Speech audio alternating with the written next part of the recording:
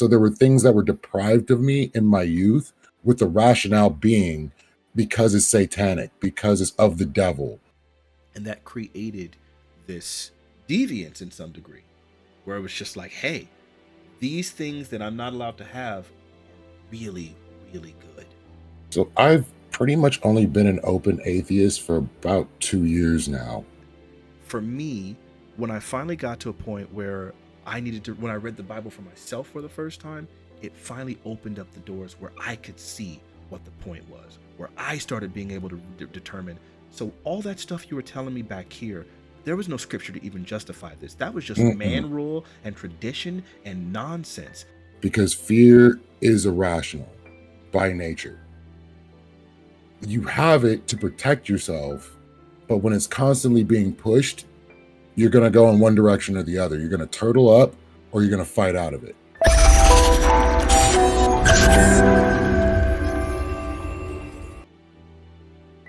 Okay. All right, bro. Well, first off, I'm thankful that you're willing to have this conversation. I think a lot of times, a lot of my content and stuff can be kind of centered around, like, heavy debates or, just the craziness or things that about disagreement. But I like having sometimes conversations about things where, like, most of the time off stream, I have these kind of conversations where I'm just kind of exploring ideas with someone. Normally my brother and side, we have just really, really personal and vulnerable conversations. And I think that's also particularly beneficial. And I don't think I really find many opportunities to talk about religion or faith or just in any of those kind of topics, even though obviously I'm very passionate about them. And I think a lot of people are passionate about them. Some people are passionate about their antagonism, and then some people are passionate about their support. Yeah, I popped into your channel the other day. You were doing some React videos and there was some religious stuff up, and I was like, yep, this just triggered my PTSD. I'm gonna dip. Yeah, I totally respect it.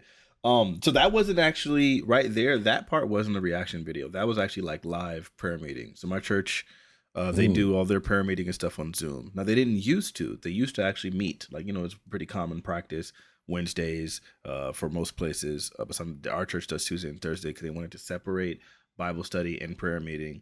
And it's a Zoom meeting because since COVID, then you couldn't meet together. So then they started doing it on Zoom, and it was like, hey, it's more convenient. A lot of people don't want to have to drive all the way out to the church and leave their homes and stuff like that, like 3 times a week. So instead, we can do most of this stuff on Zoom, and it's effective and so on and so forth. So that's what they decided to do. And I decided to start streaming it. Now, I'm not going to lie. There's been points where I've been a little uncomfortable. And it's because, church and the Bible, they're kind of inherently, I say, pretty conservative. I think the Bible is pretty conservative socially. And so I would agree. Yeah. So then there's a slight worry that, like, what happens if they say something that people want to just glom onto? And so that's been a little bit of a hesitancy. But at the same time, I believe what I believe. And I guess I should always be ready for the smoke. And I think I am. And so You're definitely prepared for most smoke that's going to come through, but with this one, I just don't like having the baggage. yeah, it could be rough, but I mean, I got to be honest about who I am and how I feel and what I believe. I think hiding is always the worst. And so I kind of have always been as transparent as I knew how to be, as much as I felt I was able to be. And I think this is just another barrier. And so actually I'm kind of excited because I get to do that through this conversation where we kind of explore things. So the thing that you said, yeah, this triggered my trauma. I remember my PTSD. Yeah. And I know we had actually, when I went on your stream, it was a little while ago, you were streaming and I just kind of popped in. I like popping in your stream because you are normally having good conversations. I know that we actually started talking about religion, but there were 3 or 4 people there. And I feel like that kind of got in the way. So I felt like, yeah, this is a great opportunity for us just to have a conversation because I just want to know what you think. I know that you mentioned PTSD, and I don't know if you meant that literally, but regardless, I know that people who have been spurned by religion in various ways can sometimes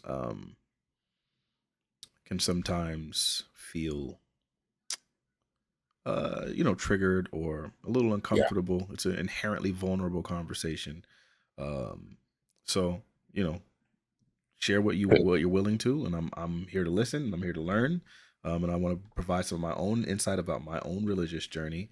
Uh, so, So I've pretty much only been an open atheist for about 2 years now. okay. And I've told some of my family I don't feel I can tell all of my family. Mm, And I don't like it being that way, but there's a certain level of stigma that comes along with it and how your family's going to feel about you afterwards and the decisions that you make for your life. That's going to be contentious. hmm And to not have that within my family, because I have very little left, I'm not willing to just throw that away. Whereas when I was Christian, I could openly discuss my Christianity, my beliefs, anything pretty openly in any place, in a church or in a bar, at a friend's house, whatever the case may be. I never felt any reason to hide that from anyone. But since my cousin has found out that I don't believe anymore, all of a sudden he like thinks I don't even care if babies die. And that's pretty wild. Yeah, I think there is this a lot of times I think when you get into like religious circles, they kind of see everything through the guise of that religion, or through the lens of that religion. And I think sometimes there's almost like this, well, I guess inherently within the Bible you'll find it almost like a somewhat demonization of people who are not believers, right? Because it's like there's all these warnings against them and all of that stuff. So I get concern, but then I think there can also be a bit of a judgment where it becomes to you'd start kind of leaping to conclusions and associating people with wild stuff, right? Because I don't know. I guess it's kind of just the way religion oftentimes frames things. Like Mhm. about atheists. And how Christians will do so as well to a degree. And it's a little, I don't think it's all Christians at all. Just very select groups will say certain things about non believers, especially to the congregation in regards to certain holidays like Halloween, things like that.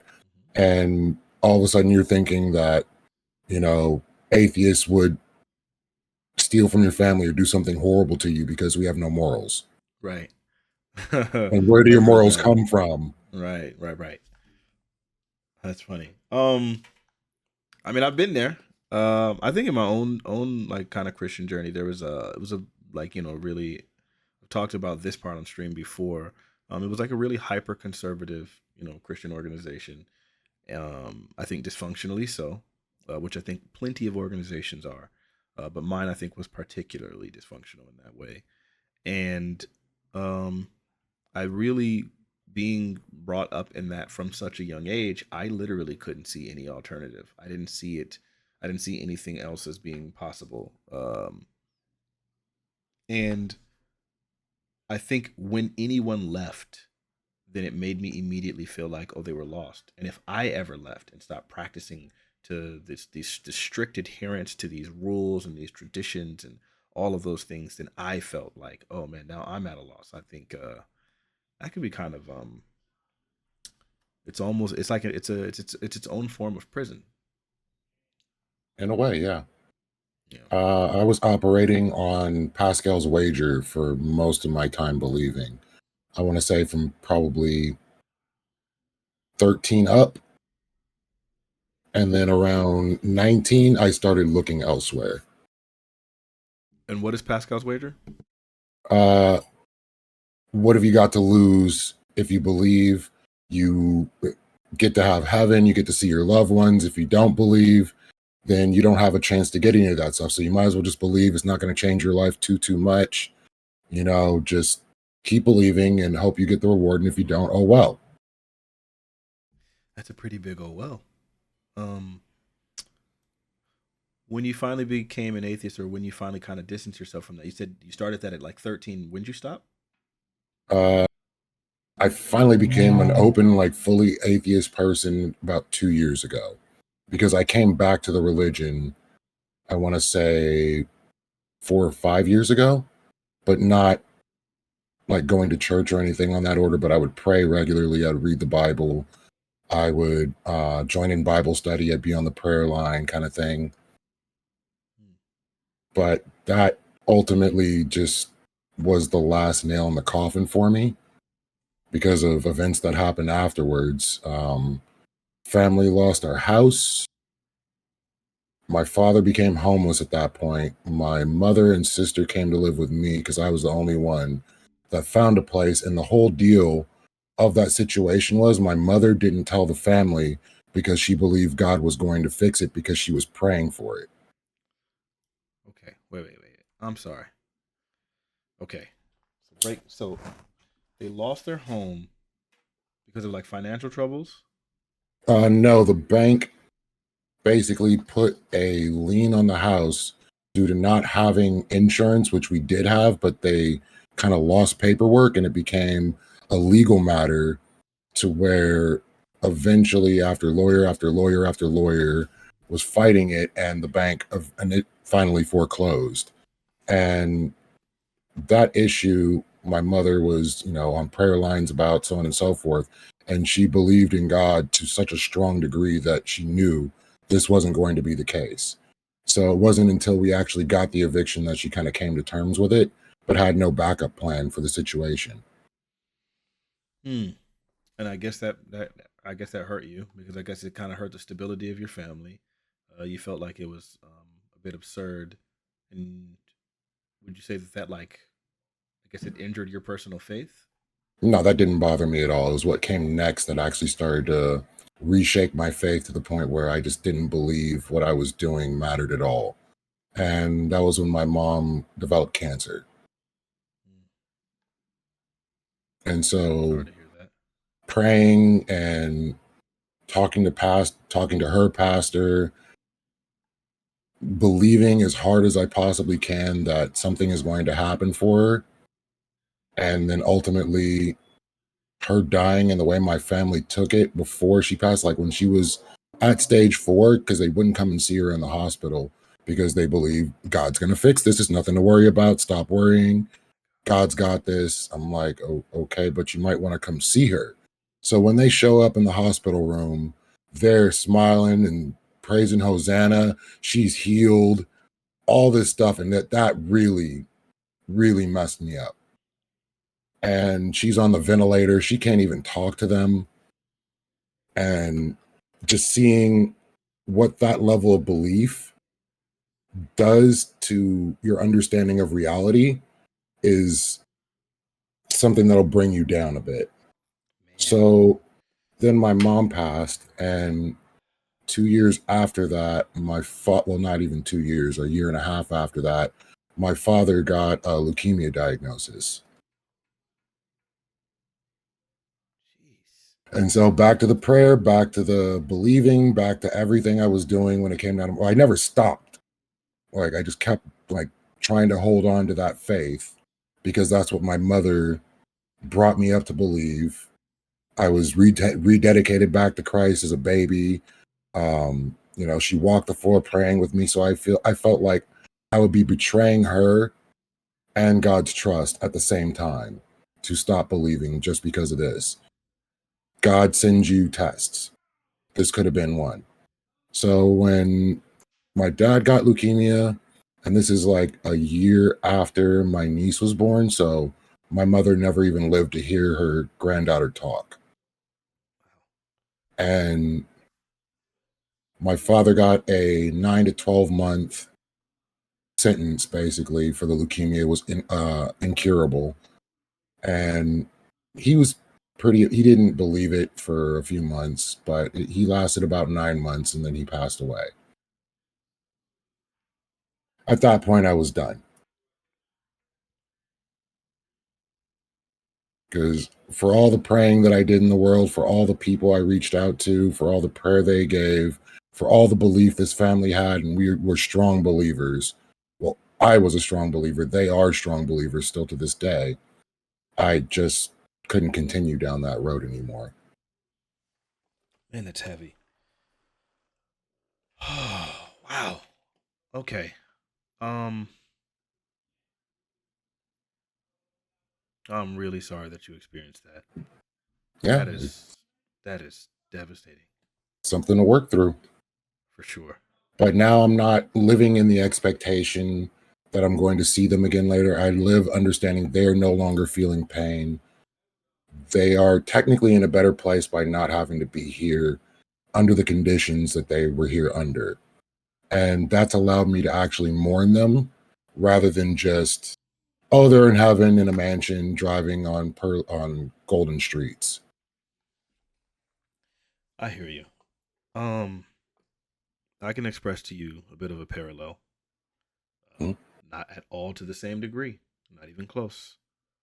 What you just described, I don't even. It's beyond horrific.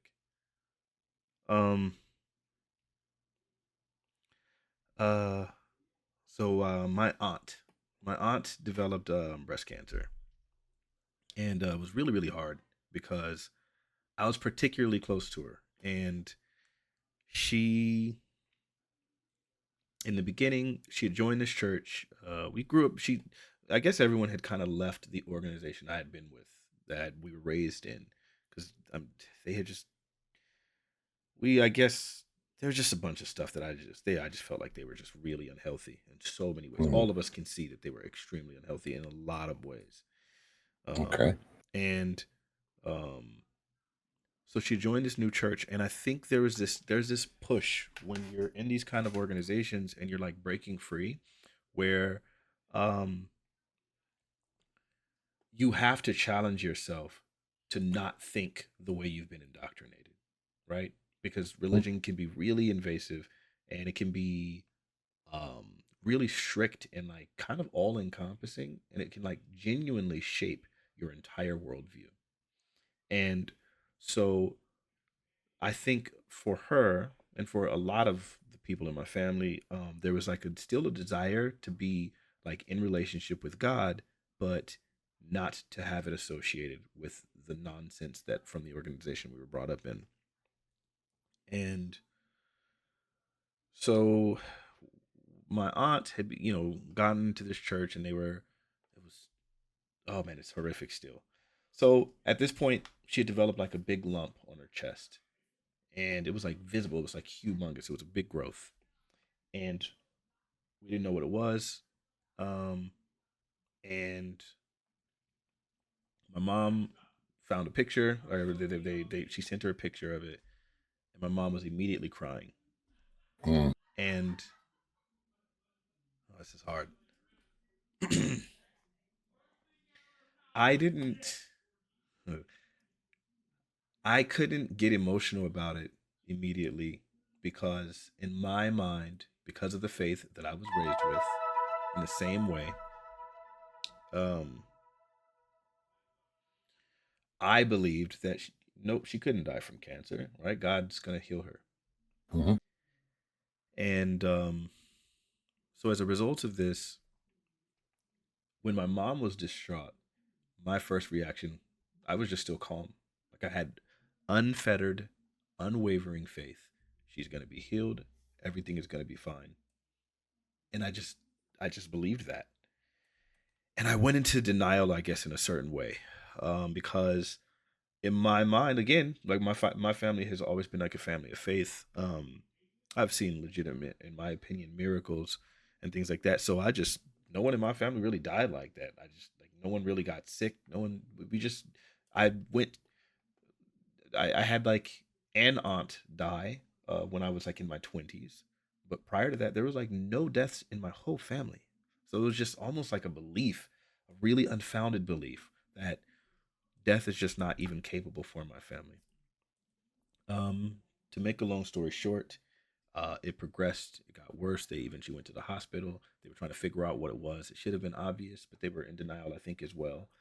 And Mm. they get to the hospital, and they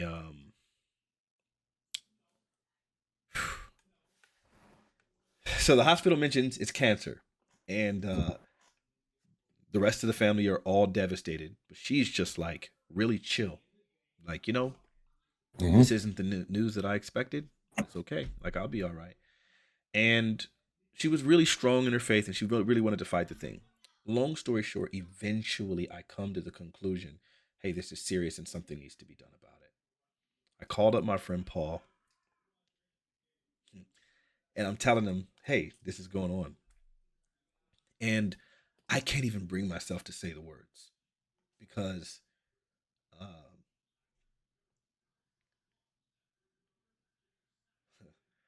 it's like to say it makes it real. And Yes. so it's a struggle because you have this faith, and faith is about believing and all of these things. But now you have to contend with the idea that, hey, we're living in the real world, and my intellect is conflicting with this belief, and I'm starting to, for the first time, challenge the idea that, hey, we can't, we're not vulnerable to these things. We're impervious to death in some ways, and all of these things that have been there. Um, that I'm now having to confront because it's finally hitting me personally, right? When it hits other people, it's just like, I don't know what my brain would do. Maybe they don't have the right faith. I have no idea how I was That's able what to my brain maintain did. that. It sounds gross as heck to think about right now because it's not something I've ever even really considered. But whatever was happening, now I'm confronting this thing. It was terrible. I couldn't even say the words. And I used to not be a very emotional person, so it was like so incredibly rare for me to ever speak from a vulnerable place. And so just the fact that I couldn't speak and I was fighting, no, I was crying. Paul got really concerned, like, "Whoa, what's up?"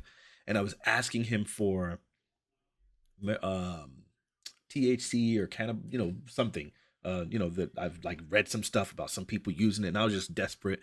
And so he was gonna help me get this like oil to like for her to take, and she didn't Like want to take CBD it. oil. hmm And she didn't want to take it because I guess it was making her high. She was like, I don't want to be high when I'm dying, or I don't want to be high when I'm fighting this thing. Um, there was just a whole bunch of that. Long story short, she ended up passing, and it was really devastating for me. Sorry to hear that. Yeah. Just not a great feeling when you have a strong belief, you've been told that your family is given favor because of that belief for the generations of belief, so on and so forth. And then something like this happens, it doesn't make any sense. And it's not supposed to make sense. Mm. It's just the way it is. Right. And to deny reality, like in my head, when I'm going through the idea of my faith, is if I'm saying this out loud or believing it, I'm not trusting in God. And if I don't trust in God, God, for some dumb reason, wouldn't be as faithful, or whatever the case may be. Yeah. I totally get And it. yeah, basically where I was with it. And I mean, we've had a lot of death in the family. Both of my grandparents went before we lost the house, so our family's kind of been falling off left and right. Mm. I want to say within the last 7 years, we've lost 5 or 6 people, both grandparents, mother, father, and my uncle. And 3 out of 5 of those were to cancer. Wow. So, because my uncle went after my father went, and that was hard on my aunt, who's a very strong believer and was really pushing him through his cancer to fight it. They were getting the CBD oil. They got him noni or some fruit that's supposed to shrink cancer, like all these different things. Because he's a doctor, like he had access to medicine most people didn't have access to. And strong believers, like I said, this is the same aunt that came into the hospital room with my mom saying, she is healed, Hosanna in the highest, all that good stuff. And her husband went, and she really did not take it well. And she's still not the same person at this point. Man, I'm so sorry to hear that. Um, when you mention that that was another piece that I wanted to touch on. Another parallel between that is that, so the organization that she was a part of, they kept saying, you know, hey, she's going to be healed and so on and so forth. Mhm. They were literally predicting the day. On this Ooh. day, she's going to be healed. And like they would like, and my aunt would believe it, her family would believe it. They just were accepting it. And then of course the day comes and it was like, well, I don't know, God must have, no, you are healed now. So you are like, it's like, and they were like, I don't even, it was just, that is such an addition onto the pain, right? Because at this point now, I think there is a certain healthy skepticism that makes you have to process whatever it is you're going through. But when it becomes, again, you're fighting against faith, and your people are giving you hope, I think false hope is worse than anything, because it True. doesn't stand. It can't stand.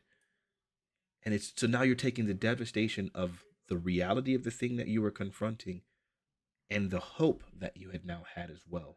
So it's like two losses. And so my um that aunt's daughter was like, refuses to even deal with that organization. It was bitter and angry, justifiably in my opinion, because it was like, you guys did this. You, like, maybe we might have been able to convince her to take treatment. Who knows what could have happened differently had you guys not been doing this. It's rough. I'm sorry. I man, hearing your story, I empathize. Be, you know, I again, I don't think I've had it to the same degree because it's my aunt. Um, it's not my mother. It's not my parent. Um, it's really, really, really heartbreaking. That it's just. I'm so sorry that you went through that, man. So I was already kind of on shaky ground before all that devastation hit, and the promises that were given to me and what I was reading did not come to fruition. And I believe, like, I suspended belief that the supernatural was not possible and prayed for the supernatural, something to circumvent the reality of what was already here. And I was left with empty hands. And that wasn't the reasoning I had before. The reasoning I had before were times when I went door knocking as a child, because I was brought up in Christian school throughout 70% of my schooling, like from preschool, Christian preschool, all the way up to high school. I was in Christian school 70% of the time. We're going to chapel, we're memorizing Bible verses, and we literally went door knocking. So I would have tracts, I would have my Bible, I'd put on my little suit, and I would go off into the neighborhoods near the school. And in groups of 2 or 3, we would go knocking on people's doors to spread the good word and hand out tracts. And some people would just be like, "Oh, that's really cute," or some people would be really interested and they'd ask us questions. But then you get other people that start reading the Bible to you in ways that you haven't experienced the Bible. So I think the first one that got me was the story of Sodom and Gomorrah. Mm. And so when this person was explaining, I was saying, well, they were a wicked city. They wanted to do things to angels. You know, why wouldn't God destroy this place? And he's like, no, no, no, that's not what the issue is. Is that this holy man, this one man that God is saving the city for, offered up his 2 daughters, 2 virgin daughters, to the entire city. That doesn't seem like a good thing to do. And I had to go, well, I didn't really hear it that way. And then after he left and his wife was turned into a pillar of salt, his daughters had got him drunk and had kids with him. These are things my little 13-year-old brain hadn't heard in the story. And I have to go, wait a minute, is this really a good book? Mm. And when I start hearing more and more stories like this from the Bible, I'm like, that's a lot of baggage I'm going to have to explain to people as I'm going door knocking, because when they're asking me these questions, I have no answer as to why this is morally good. Mm. And I'm going door to door selling morals. Sure. I It's think it's a very valid difficult to point. have confidence in that. Like, man, everything you're saying makes all the sense in the world. And I think um when it comes to, I guess, a lot of the morality surrounding the Old Testament, Um, I guess my answer for that is that I believe that there was a total difference between. First off, I believe that mankind, man in general, I think it's particularly uh, dark. I think without specific things to push us into being better people, we'll go down that dark path. And I think in the Old Testament, most of it was just, hey, we're going to give you rules, but those rules aren't able to like really transform a person's nature. And so the nature is still there. And so there was almost like a tolerance for a bunch of things that just shouldn't have been, that because there was no power to really fight those things. So if it's like, if you know that someone's incapable of doing something, then you might tell them, well, we're going to just have to deal with the circumstances. It's like the equivalent of saying, I can't be abstinent, so I'll just use protection. I don't want a child, and I can't be abstinent, so I'm just going to go use protection. Now, the goal might be abstinence, but it's the reality that this is an incredibly difficult thing to do that most people are going to be powerless to actually practice.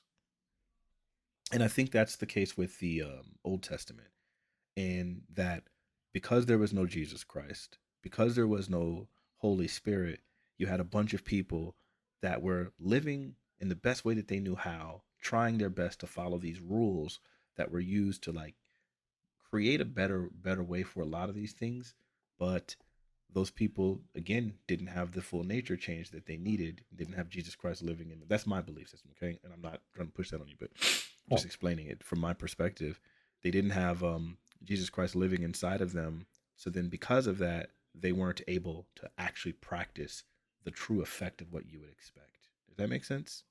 it does. Yeah, Um I've heard that a lot. A lot of people like basically just won't even acknowledge the Old Testament. Then I have to wonder, how can you have a new without an old? The new is supposed to fulfill the old. yeah. But when you look at it through the way, like you're saying, through Jesus and Jesus' sacrifice, we can finally have a cleansing or be born again. Right. I can see that perspective. Yeah, and I think even man, the Old Testament, it's it has its value in a lot of you get to see God do, some of the I wouldn't say crazier, but yeah, just some of the more expansive miracles. Not that Jesus Christ didn't do miracles all throughout the New Testament. I mean, throughout the Gospels, but I think you get to see those things, and I think one benefit is that a lot of those Old Testament stories end up being really allegorical for things in today's day. Um, and so I think there is value. And I think, like for example, there's a powerful story about like David and Goliath. You know the story. I know it because you know your Bible. So the concept of like being that lone person that overcomes that giant, like and having faith in God that you can overcome the giant and those kinds of things. I think that kind of stuff is incredibly powerful. And so um I think again, yeah, a lot of those stories they have values, but if you're trying to develop morality from the lives of some of the heroes of the Bible, Mm, I don't think you can get it. You can't, because I mean you have like, what's that song that they sing Hallelujah, where like one of the opening verses is about David and how he saw Bathsheba and had her husband killed so he could sleep with her, and this was a man after God's own heart, and he was like literally indeed. chosen. This is the same man that slew Goliath and just had that confidence, like, now God got me. You know what I mean? It's just all of the. It's just so I get it. You can get the principles, for example. So that's a thing that you got from David, right? Like, oh man, this dude is awful in the way he did this. But then here's another portion of the David story that always resonated with me because I learned it at a very young age. It was the concept that when they were trying to choose who would become the king, and David had older brothers who were all like more brawlic and so on and so forth than him. Uh, they were like, nah, the guy was like, no, no, no, no, no. I'm choosing David to be the king because and the principle of that was, while a lot of times you want to look at the outward things and like look at whatever, the thing that God sees is the heart. And I'm the youngest in my family, right? I have 4 older brothers, and I always felt like I was a particularly tiny child, okay? Like extremely small. And I always felt like my brothers were obviously more tough, more manly, and they were older and all of these things. And so there was this resonance with David because David, you know, like there was still some value to him despite him Ultimate not being underdog. the right. And me being the smallest and the youngest in my family, it was just like I'm the underdog. So I feel like again, there's certain things that you can get, but again, you're not getting the morality. I don't think you can. I don't think that the Old Testament had very strong morality. It had rules and regulations, but those rules and regulations about do's and don'ts, they didn't really teach the principles of morality, if that makes sense.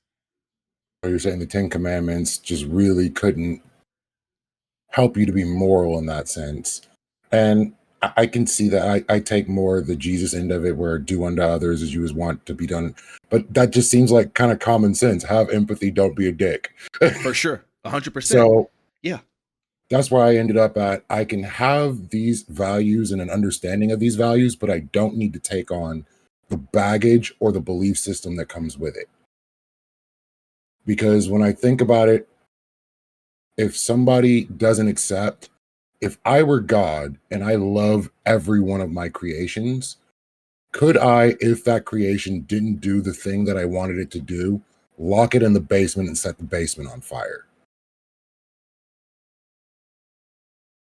And I couldn't. And I can't be better than God.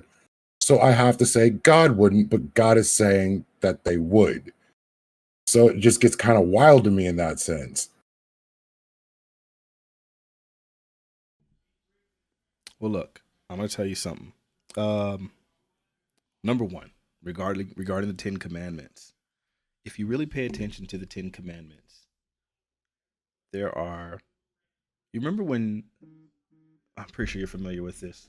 There's a person that comes up to Jesus and asks him, "Hey, how do I be saved and all that?" And Jesus is like, "Oh, just follow, like do the commandments and all that stuff." And he's like, "I've done all that from my youth." And no, no, no, sorry, I'm mixing these two. But someone came to Jesus to talk about morality, and Jesus said, and they were like, what's the most important stuff?" And he said, "Love the Lord your God with all your heart and all your soul and all your strength, and love your neighbor as you love yourself."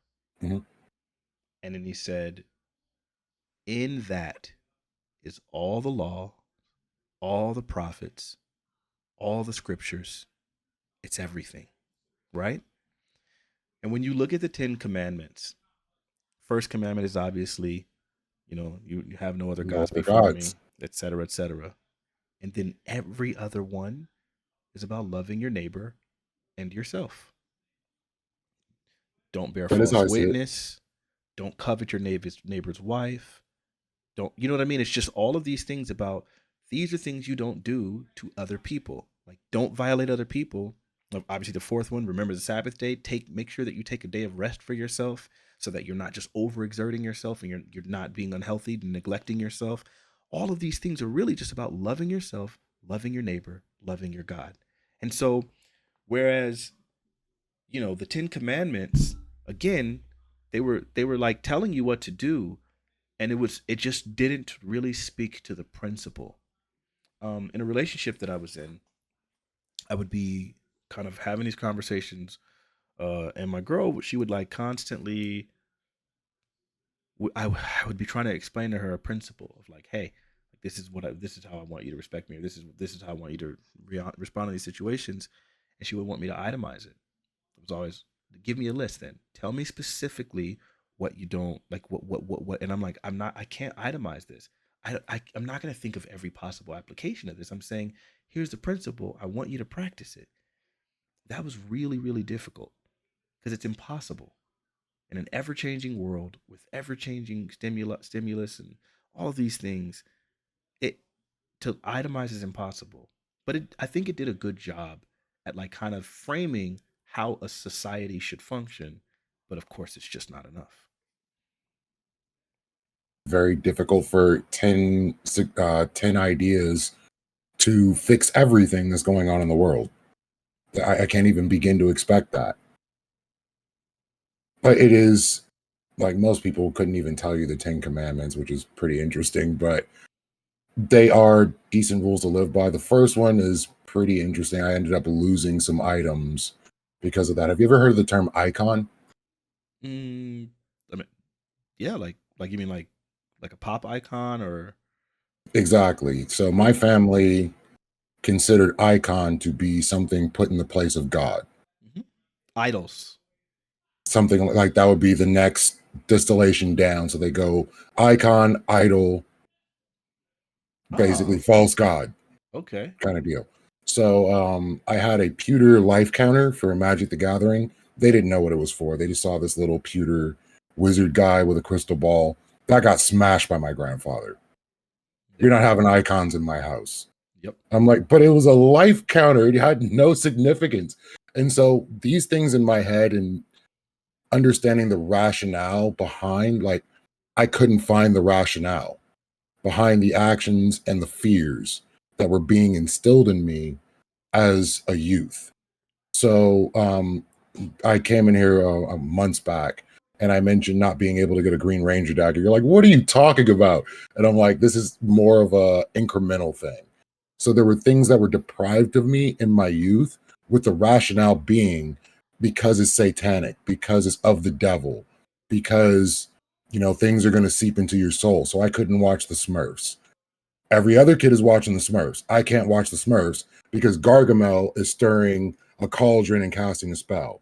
I can't watch He-Man because he's calling on the power of Grayskull and not calling on the power of Jesus. Yep. Like, these are all these things I couldn't do. So it came to a head where I finally disobeyed when the Passion of the Christ was not Passion of the Christ, Jesus Christ Superstar was being produced by Universal Pictures, which is a subsidiary of Universal Studios, which KB Toy Store was under that umbrella.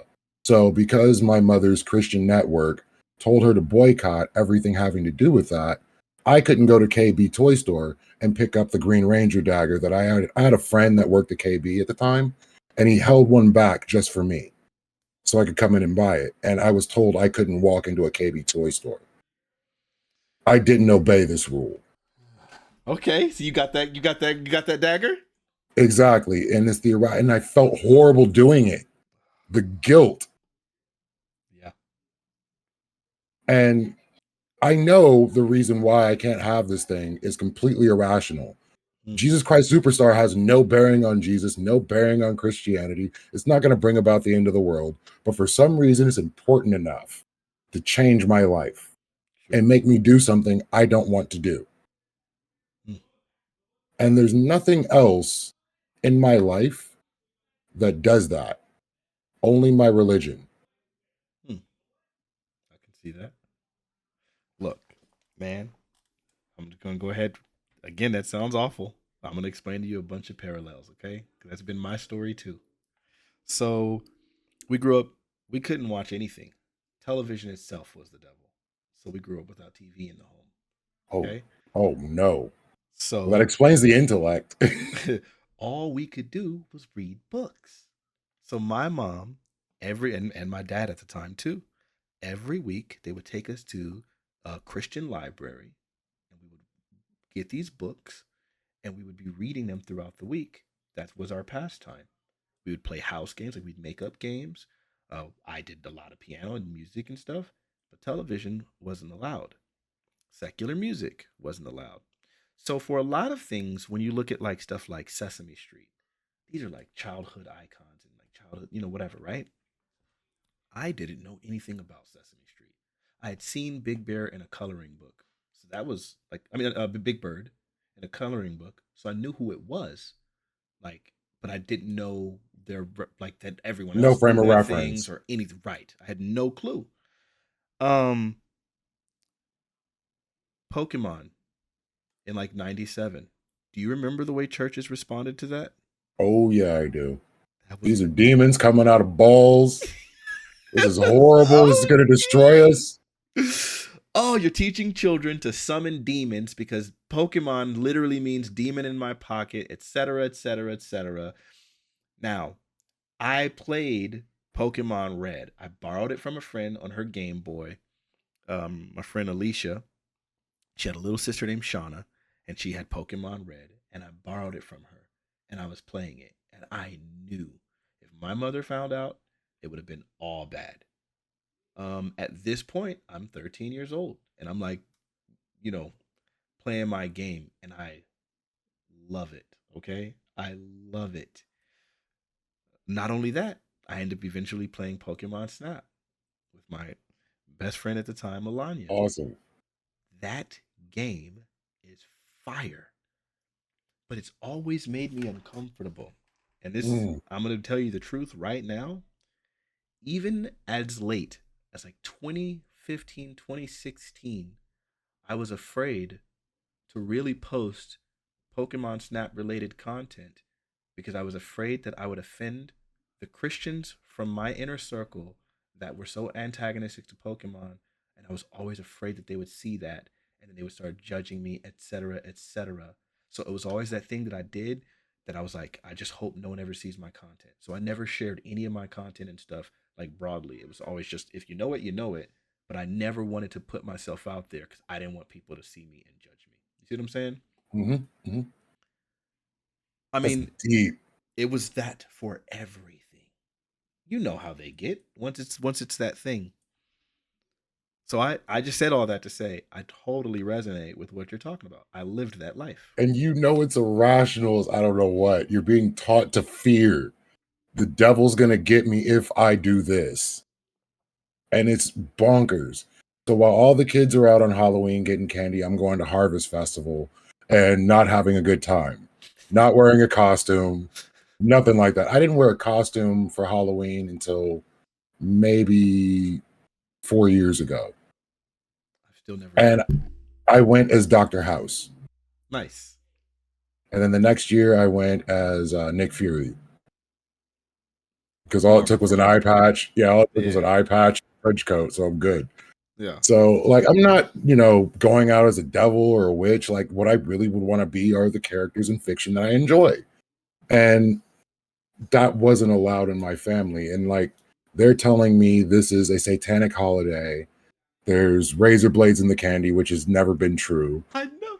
I just recently looked that up like 2 years ago. Cause I was like, "Yo, is that actually a thing?" Because it wasn't just razor blades. Remember, it was also that like people are taking needles and just poking the candle the candy to put poison in it and all of that stuff. And so there was just already this insane fear associated with eating the candy on Halloween. And I had to Google. I'm like, was that ever actually a thing? Like, did they ever find like needles? Because I remember them saying there were specifically needles in apples. And Mhm. like, and it was just like, okay, is that a thing? And you're gonna catch AIDS from getting an apple on Oh my Halloween? goodness. It was crazy. Oh my gosh. So all of that irrationality, I lived that. Here's the dark part. Literally, it was 2 years ago. No, it was probably less than that. I want to say it was a year ago. And I told my friend, now I've distanced myself from a lot of that nonsense and whatever, but there's always been a guilt associated with Pokemon because I genuinely believed the thing that it was called Demon in my pocket when it's This original. monster in my pocket. That is exactly what it Pocket is. monster. No, no, no. Let me give you the arguments. No, it's not. In Japan, they don't even have the word that they use for monster is actually demon, and they're two different words. And so the word is actually demon in my pocket. They just made it monster for Western audiences. And I tell that to my friend who's actively studying Japanese, my Aku. brother, and he says to me point blank, "No, it's not. That's never been it. It's always been the word monster. Like, no, that's an entirely separate word, and they're using monster." And I'm like, let's look at the original. And so I go to Google it. I just get silent, and I'm just Google this so I can show him what's up. We'll show him what's good. There it is, clear as day. It hurts. That was like a year or two ago. I want to say a year ago. I'm terrible with time. I bet it was within the last 2 years for sure. And you're an grown extremely man. intelligent, analytical individual. Thank you. And the fact that you are being stifled by information that's being given to you, and you, like, it's coming from the religion I trust, so it must be good information. Why would they say so otherwise? Perfectly understandable. As soon as you actually get that knowledge, you're just like, they've been screwing with me for half my life. Half my For life sure. I gave to this. Why you do this? 1,000,000,000%. It hurts because it's like, yo, I could have enjoyed either way. So I just want you to understand. I get it. My Lord, it wasn't just that. There was like no sports allowed either. And for me, one of the most hurtful things was no secular music. Yes. That, oh my gosh. And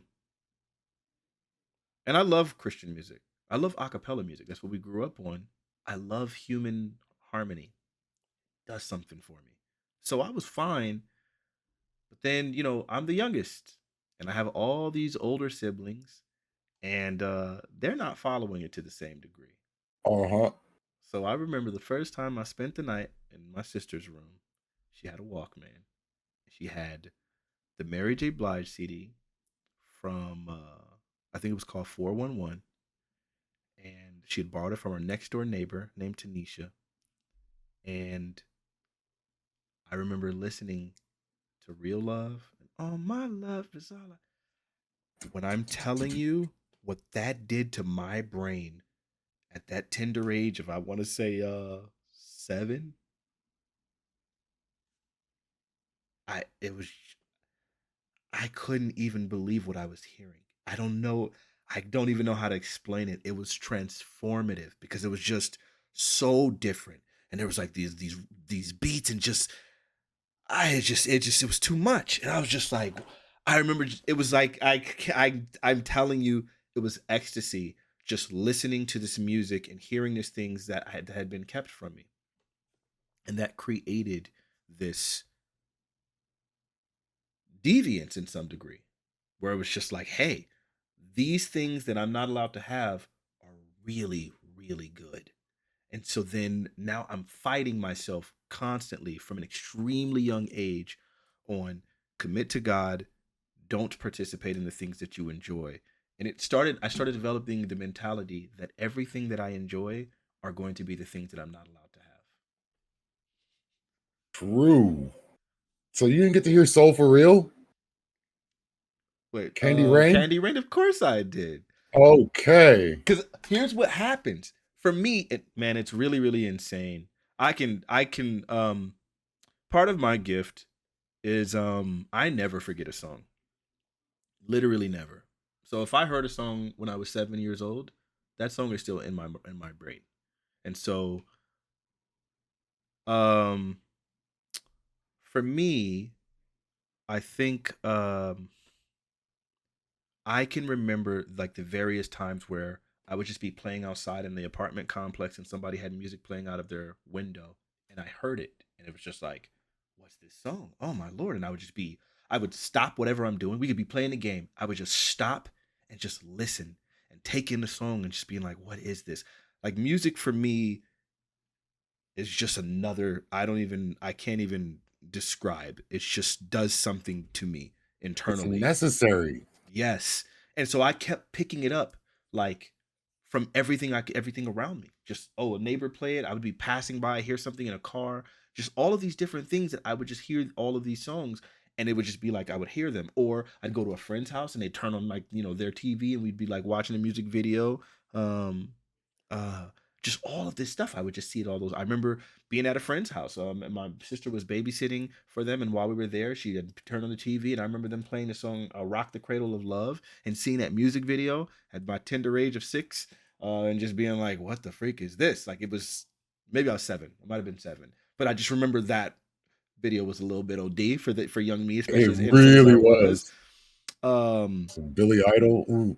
yeah, man. So that's how I kept picking up all these songs. So I had the most voracious appetite for music of all time. To wrap it up, I didn't have a CD player. I didn't have my own Walkman. I didn't have a radio. And all I wanted was music. That's Oh, all I wanted. torture. So the only way I can get it is if my family shares it with me, someone gives me a tape, like whatever. I borrow a Walkman, maybe a couple of times in my whole life. I sleep in one of my siblings' rooms, and they all had stuff. That was the only way for me to access music, or if I got it by chance. So anytime I could get it, it meant everything to me, and 90% of it was going to be secular. So I'm constantly condemning myself for this thing that means the world to me. It was gross. It was gross. I had a way more restrictive childhood than I did. And I thought I had a very restrictive childhood. So that is astonishing. Like in my case, like it was much more minor. I got video games, but if they were considered satanic, so I couldn't play Zelda, that was considered satanic. I got a game, Mighty Bomber Jack. Like I had the original Zelda cartridge, the gold one. Mm-hmm. I wasn't allowed to keep that. That got sent back to Toys R Us. Eventually, I got a hold of Tupac's All Eyes on Me, Mm. and my world changed. Mm. I don't like Tupac. Mm. I'm not a fan of. I that was the first album I ever listened to, and I felt like he was bipolar, and I've never shaken that idea. Why? Uh, Literally in order, he'd have one track. How many brothers fell victim to the streets? Rest in peace, young. There's a heaven for a G. Very next track. Die, motherfucker, kill folk. Are you bipolar, sir? You Yeah. just said homies are dying. Why are you talking about killing people? Yeah. So he had a track called No More Pain. Mm. And like my brain works really well on patterns, and hearing his verse structure on this track made me want to write. Mm. It was my original impetus to get into hip hop in the first place. Mm. And so I started writing things, I want to say a few years after, but as soon as my mom saw I had that CD, it had to go. Yep. And that was that for it. Like I could listen to secular music, I couldn't listen to like rap music. So I can get a Michael Jackson CD. I still don't really like Michael Jackson. I love Prince. Like Prince is like Okay. the shit to me. But Michael Jackson, I'm like, he does cool things. Like he can have good rhythms, but like I don't feel like his soul is in this music. Whereas when I hear Prince and I hear the guitar solo on Computer Blue, I'm like blacking out. It's so amazing. I know what you're talking about. Man, I'm so glad music hits you that way. Listen, I've met people that don't resonate with music. I have an aunt, and she told me, like, yeah, music is cool, or if it's on or if it's not, it doesn't really do, it's not that big of a deal to me. And my Mm, mind was blown. I'm telling you, before she said that to me, I didn't know that you could, that was even possible. I thought every person loved music the way I did. And that was the first time where I was like, wait, what are you even saying? I couldn't fathom that music wasn't like changing your freaking universe. I didn't know that. It's still to my, I don't know. But now I've come to the realization that a lot of the stuff that we encounter and stuff, a lot of the world that I'm in, what I see is providence. I see providence for myself because I look at I just look at, how many times where I feel like, because of the fact that I didn't have the TV and stuff like that, that it made me pursue music a lot more. Um because because music was restricted from me, I think it increased my appetite for it. I think because my parents never pushed me to play the piano. There was never a time in my entire life that any person made me practice. Never. So did it because because of you that, wanted to. yes, it was always like my favorite thing to do. And when you're a musician, especially a pianist, I promise you, if you start doing gigs, every person is going to come to you. Any person playing the piano, any person that watches this that is a pianist, you can tell me if this is true. If you've ever gone out and live performed, people just come up to you and they always tell you this exact same story. I played the piano when I was a little kid. My mom used to make me play, but I hated the fact that she made me practice, and so I stopped, and I really wish I stuck with it. You've heard that story no less than at least 33% of the times that you've performed. It's just everywhere. And so now I look at that, and I used to be resentful to some degree, because it was like, man, you guys could have invested into me. My mom did invest in different ways, and not, but they did what they could. But I'm saying, Why didn't you guys get me lessons? I was like a freaking prodigy. Why didn't you guys get me lessons to make me like the best classical pianist of all time? And I think about it and I'm like, well, first off, the couple of times that I did get lessons, they were always really trying to push me like, you need to learn to read. If you can't read, you won't be able to work. Okay? True. I have to explain to you that in all of my jobs, if I couldn't read, I wouldn't be able to do them. I mean, if I couldn't play by ear, I couldn't do them. The jobs that I've found. Like when I'm in a church and there's a guest singer and they're going to be singing a song that I've never heard and they expect me to play this song with this singer, I can do that. That's because I never developed my reading, so all I can rely on is my ear. Or when I join a band that is a family band that has a cover list of 250 songs and they want me to go play with them and I just have to play. And I can't tell them that I don't know a lot of these songs because I grew up without secular music, like having direct access to it. So all of these popular songs I've never heard a day in my life, but I got to sit at this keyboard and play them like I've never not played. That's because of my ear. So in Amazing. reality, God giving me the ear is what allowed me to work, which allows me to eat. So had they got me the lessons, it wouldn't have worked. So I see whenever I look at like life, a lot of times I see these things where I want to say, why didn't this happen? And then I think, well, it's probably better because of, and I think I do the same thing with religion in a lot of ways. Hmm. You ended up being deprived of something that makes you happy, and so you developed a drive to gain it later. But like, I can't necessarily say you wouldn't have had that anyway. Sure, that's But true. like, definitely being forced to play piano, I can understand why that would be an issue. Like, first friend I had in life, he was pretty much pushed to play piano. So like, he had a time in the day he couldn't come out and play. This was his piano time. Mm-hmm. So, and I don't think he plays piano anymore. I think he hated it, but Yep. He probably it, quit by the time he was like 13, or he or was in a, as it's just, or when he hit 18. yeah, 18. Like, he was in one of those very strict families where until you're not under my roof, Yep. you're doing what we say do. And I completely get that. Yeah. So,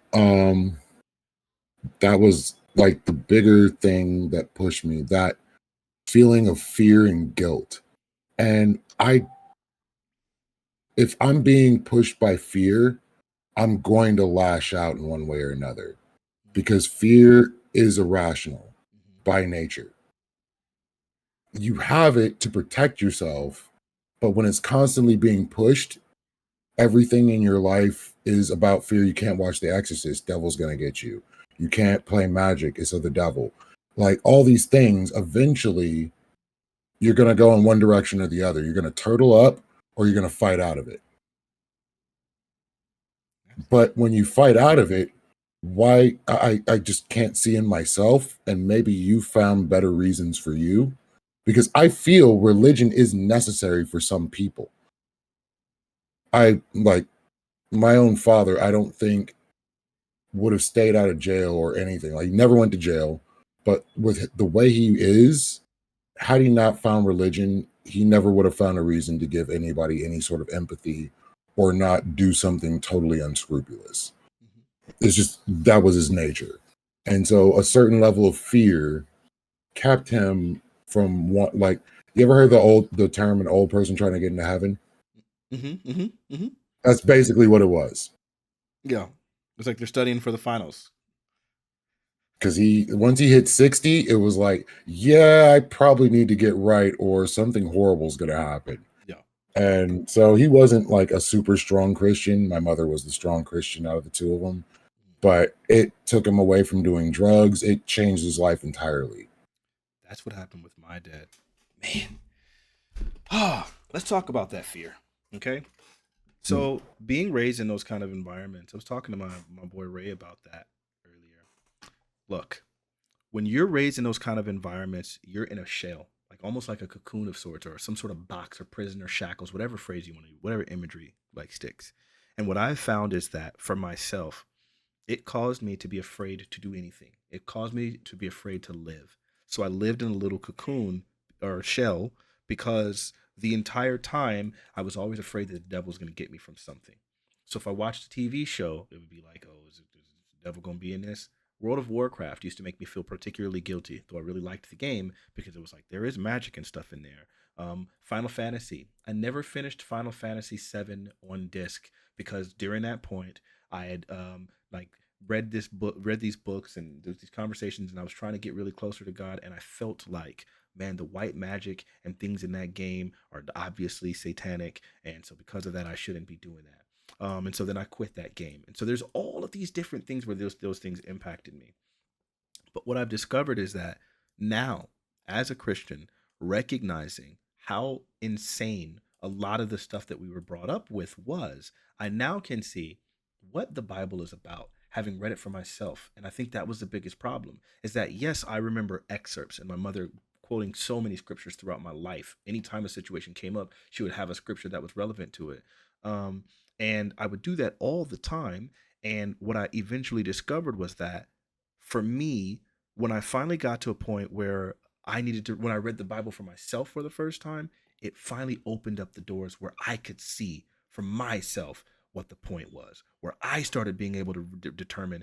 So, all that stuff you were telling me back here, there was no scripture to even justify this. That was just Mm-mm. man rule and tradition and nonsense. So now I don't feel guilty for these things. I see what grace is. I know who God is. And I already had a close personal relationship with God, but now it was like expanding in such a way. So I needed that to break free of all of these ridiculous rules. So now I can see, okay, I don't have to be this perfect Christian that's stuck in this box, that's not able to live or experience any pieces of life, or the devil's going to get me, because now I know who God is, what the grace of God is, and that he wants me to have life abundantly, and that I just need to be reasonable, like do things in decency, do things in moderation, etc. But that still is tough.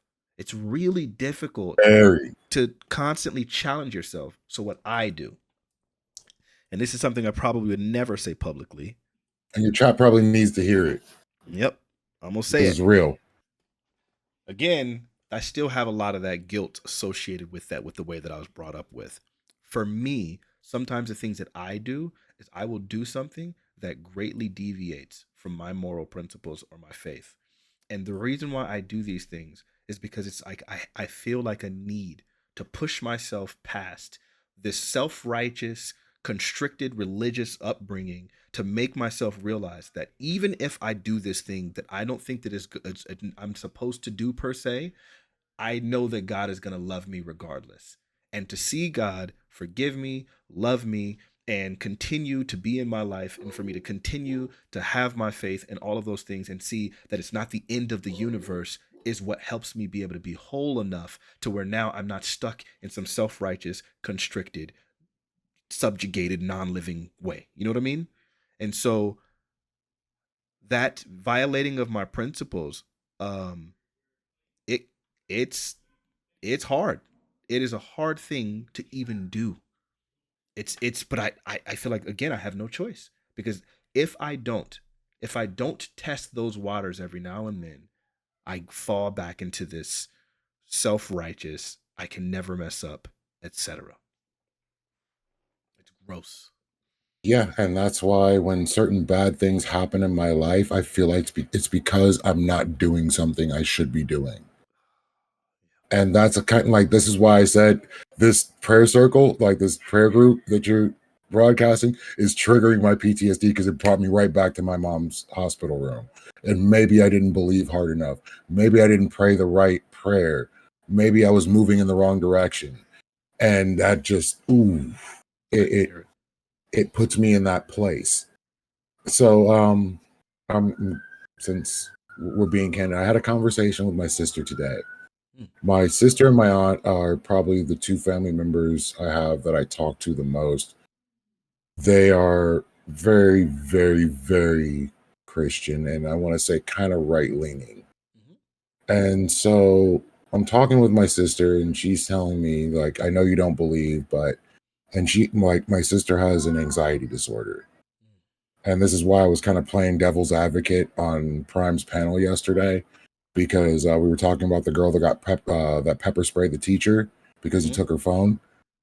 I could see my sister doing this Yep. because her anxiety would kick up so hard, she would lash out and probably 15, 20 minutes later wouldn't even remember that she did it. Wow. So this wasn't understood by the family because, mental health issues aren't a thing that happen in Christian households. So this is another problem. But she has some mental health stuff that goes on. And she started screaming in her, she told me she started screaming in her car, "You can't have me. You can't have me. You have no power here." And she said that it calmed down and basically went away for months. And certain things that have happened recently in her life are starting to bring back some of that. And so she was saying, "I know you don't believe, but this is working for me. And I would never want to take that from you. And I completely understand that. But I'm saying, I have no reason to believe because none of this makes any sense." And she's like, she starts bringing up prophecy. I say, "I can't believe prophecy. Like, no prophecy I know of has truly come true. They're all open to interpretation." And so she gives me a prophecy and she's like, "Okay, here's this." And this is the one that got me. Revelation is happening right now. And this is New Testament. I know. So she's saying, she told me we're getting chips in our hands and foreheads to where we won't be able to Buy buy or or sell. sell. Yep. And I told her that would not happen. The people would literally riot. Did you see what happened in France? Literally, they raised the retirement age by 2 years. These people rioted, let alone saying these people can't use their money because of a chip. Everybody that's 50 years or older would have to die for this to even be remotely feasible. Mm. So, like, I'm telling her, like, logic, I'm like trying to pick this apart for her.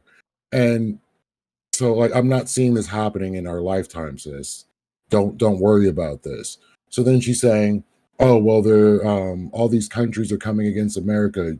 Russia and China are together against America." And I'm like, Russia can't do anything right now. China's not backing Russia. They are not friendly. They want Russia to chill. So this is not something that's happening where we're going to get a attack from Russia and China on US soil within your lifetime, especially with the shenanigans Russia is pulling right now. They only had one tank for their parade. Chill out, sis. So then she says, well, African nations no longer want to accept the US dollar because of the LGBTQ agenda that's being imported by America. And I said, sis, do you believe gay people just started existing recently? Because these countries believe that Obama imported homosexuality to their countries. I'm not going to take their rationale to get off the dollar, which is a stupid thing in the first place. It is the best currency you have. If you decide to divest yourself from the dollar, congratulations, you just screwed your country. Over gay people, congratulations. Pastor, how long have gay people existed? She's like, not very long, or there's more now. And I'm like, you heard the story of Sodom and Gomorrah, right? She's like, so you believe the Bible? I'm like, no, I'm just saying there was supposedly gay people then. Have you ever heard of Greece? She's like, yeah. And I'm like, well, Greece had a lot of that going on. They were straight up pederasty. She's like, oh, but they had Pompeii. And I'm like, Pompeii was just a part, it's a city. She's like, yeah, but that was a large chunk. And I'm like, Greece is still here. Chill out. Revelations isn't happening right now. It's that illogical fear. Yeah. And gay people are bringing down society and bringing disasters Well, that part that might be true. And I'm getting it. Yeah. People like Pat Robertson, like they just recently pulled Pat Robertson from the 700 Club because he started saying stuff like this. He said Haitians praying to voodoo gods is the reason why Haiti is having horrible weather and disasters. And it is a curse from them joining the devil. This is things that people in my family hear and believe, and it hurts my brain. Dude, first Because off, when you remove rationality from the argument and work backwards in logic, this is what you get. you can, but I don't think that we're supposed to be irrational. Like, I don't think that that's what's supposed to happen.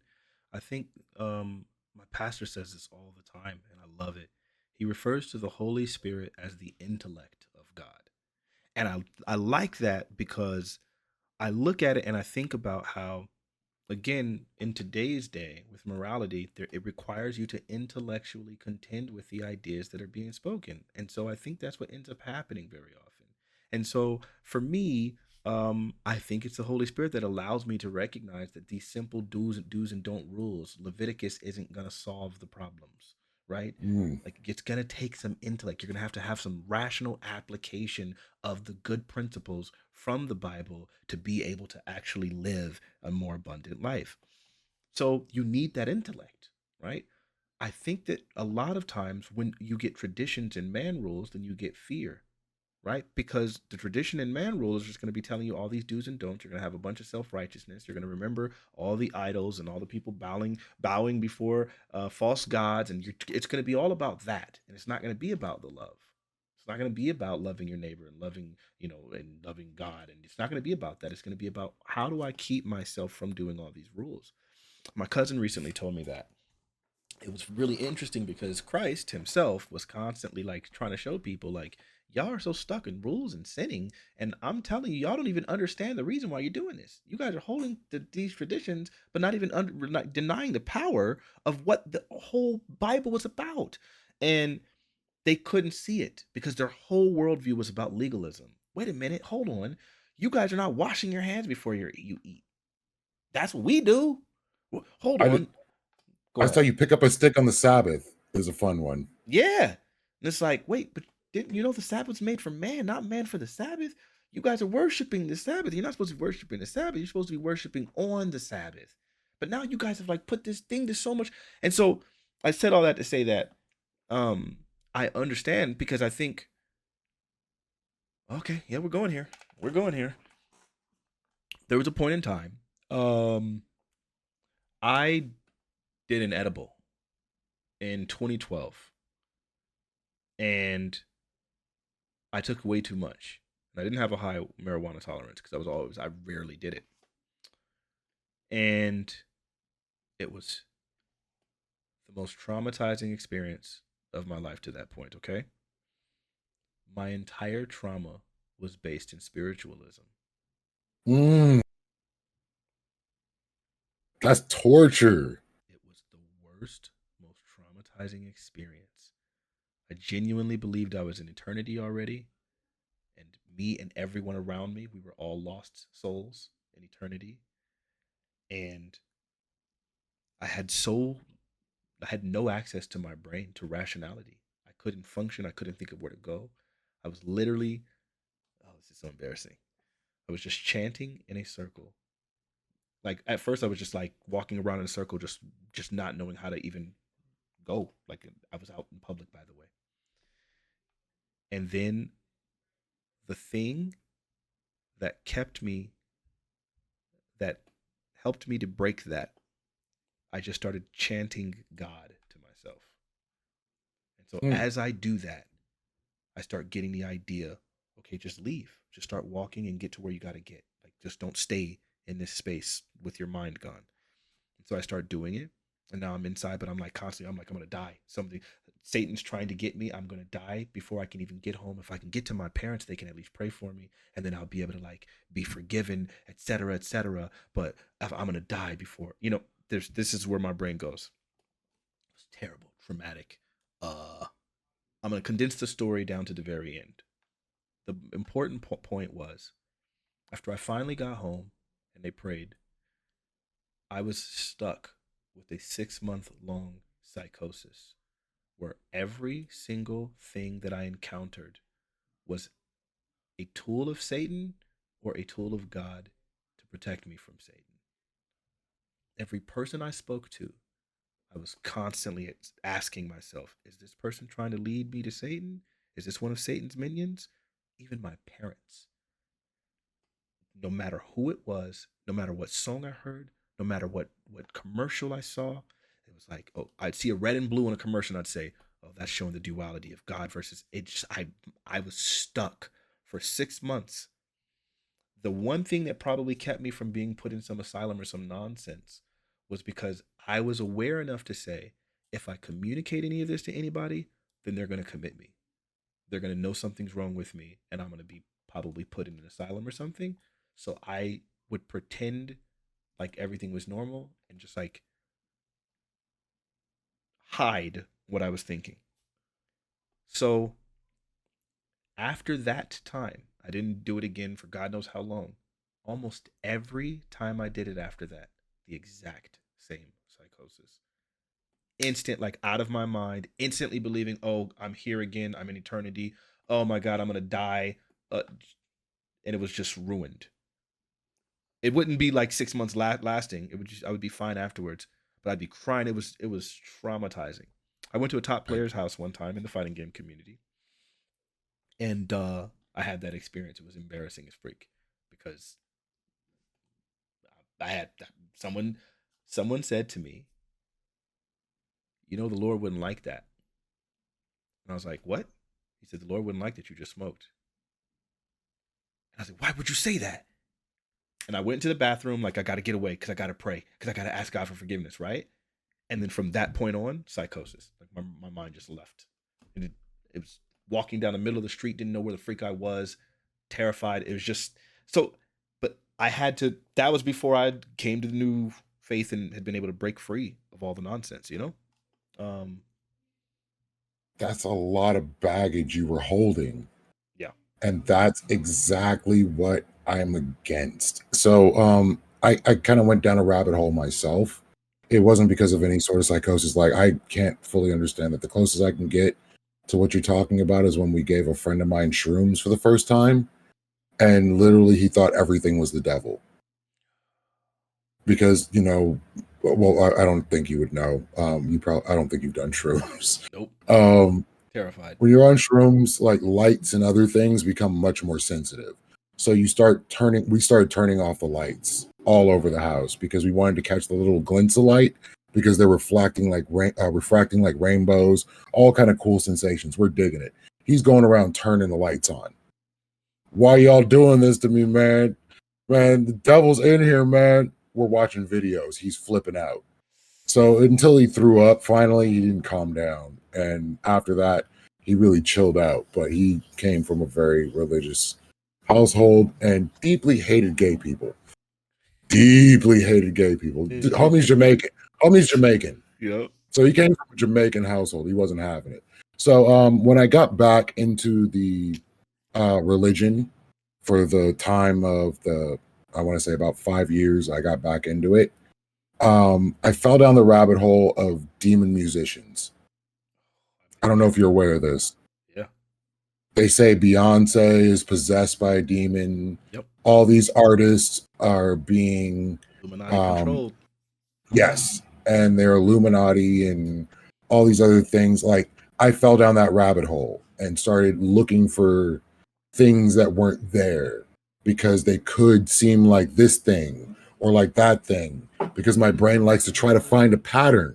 And I'm looking for a pattern and I'm seeing small patterns, but it's fucking with my head. And it's because I was believing in the religion again. Mm-hmm. That irrationality, even I can't believe in demons. I don't believe in the supernatural at this point. I don't believe there is anything supernatural. So with that being the case, I can't think of a person being demon possessed. That's mental health. Like they have like some undiagnosed mental health issue. Like all the things that are attributed to the supernatural in this world can be explained or will be explained. And in my head, the Bible's not going to give that explanation. If it could have, it would have by now. So science is the only thing that's going to give us the answers that we're looking for. What was the beginning of the universe? What was this? What was that? It's what is dark matter? Like the Bible's never going to tell us. We can ask for a revelation, but how do you prove the accuracy of that revelation without science? Sure. So I still end up in the same place no matter what. So if a deity were to show itself to me and I could prove it's a deity, like I know it's a deity, it does all the deity things, be it any deity. I'll just say I'll throw any deity out there. If it was Vishnu, whatever. I would hope it would be Yahweh. That would be the hope in my heart because I'm still searching. I'm not going to lie to you. If I could find a reason right now to believe again and be convinced that I'm believing in the right thing, I would do it in a heartbeat. Sure. But I'm not convinced anymore is the best way I could explain it. Sure. And because I'm not convinced, I would be irrational in my own mind to act as though I am convinced. So the things that come along with it, like demon possession, demon musicians, the evils of television shows, evil in itself, just to be real, they're just shitty human beings. They're horrible human beings that decide to eat people like Jeffrey Dahmer. That's evil to me. But I get what you're I saying. can't I really know what call you're it saying evil, but because you're yeah, associating even with like demonic possession or something. exactly. So I can just say it's a person that has mental health problems that receive some very horrible stimulus in their life that put them on a road, cause and effect to become the horrible thing that they are. They're still a human being, and it's in our capacity to do ridiculously heinous things. And unfortunately, in wartime, those heinous things are considered heroic. Slaughtering tribes of Native Americans and Africans is considered heroic. Raping and pillaging is heroic. These traits are great when we're going and subjugating a species, a sect of people. Sure. But fuck, when it's in society, we can't have that shit one bit. That's evil as fuck. We just can't. So, and God says so. Right. Whereas, what tribe was it that God told Saul to just like salt the earth of? Like man, woman, child, cattle, animal, everything. If you don't kill them all, you're screwed. Yeah. Well, this was with Saul specifically, and because he did not do that, he was cursed and gained a madness. Yeah. He didn't kill all the people. What the fuck's wrong with you? Man, look, first off, I'm gonna say this is not a parallel. This is more of a what's the word? Reciprocal? For me, I've seen in my own personal life so many miracles that I genuinely believe it would be irrational for me not to believe. And so for me, I totally respect and understand where you can say, I've not seen these things, I've not met God personally, it would be irrational for me to believe, like in the Christian God. Because I was raised in in this Christian home, and my mother was particularly faith-filled, and she had such an impact on my faith, and my grandmother was just insane spiritually. God just would answer her prayers ridiculously. And I think those experiences, having seen so many of those things, caused me to feel like, hey, I don't know how else to believe. I don't know how else to rationalize this.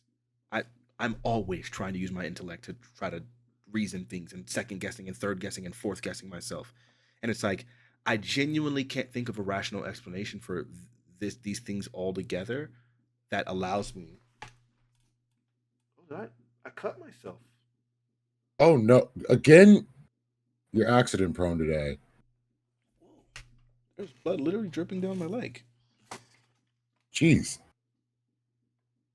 Dude, I have one of those plastic floor mats for carpet and computer chairs. And so often it curls up, and literally I jam my foot under there and shred my entire foot.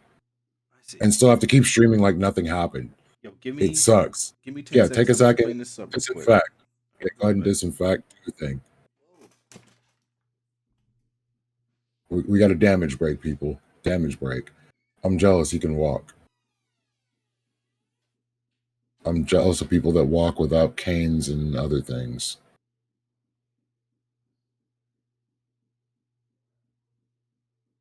So,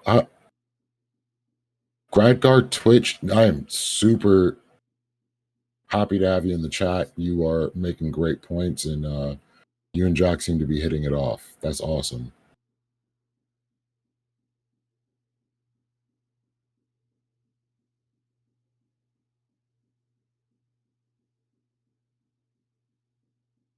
Going through this conversation, establishing done a decent amount of drugs.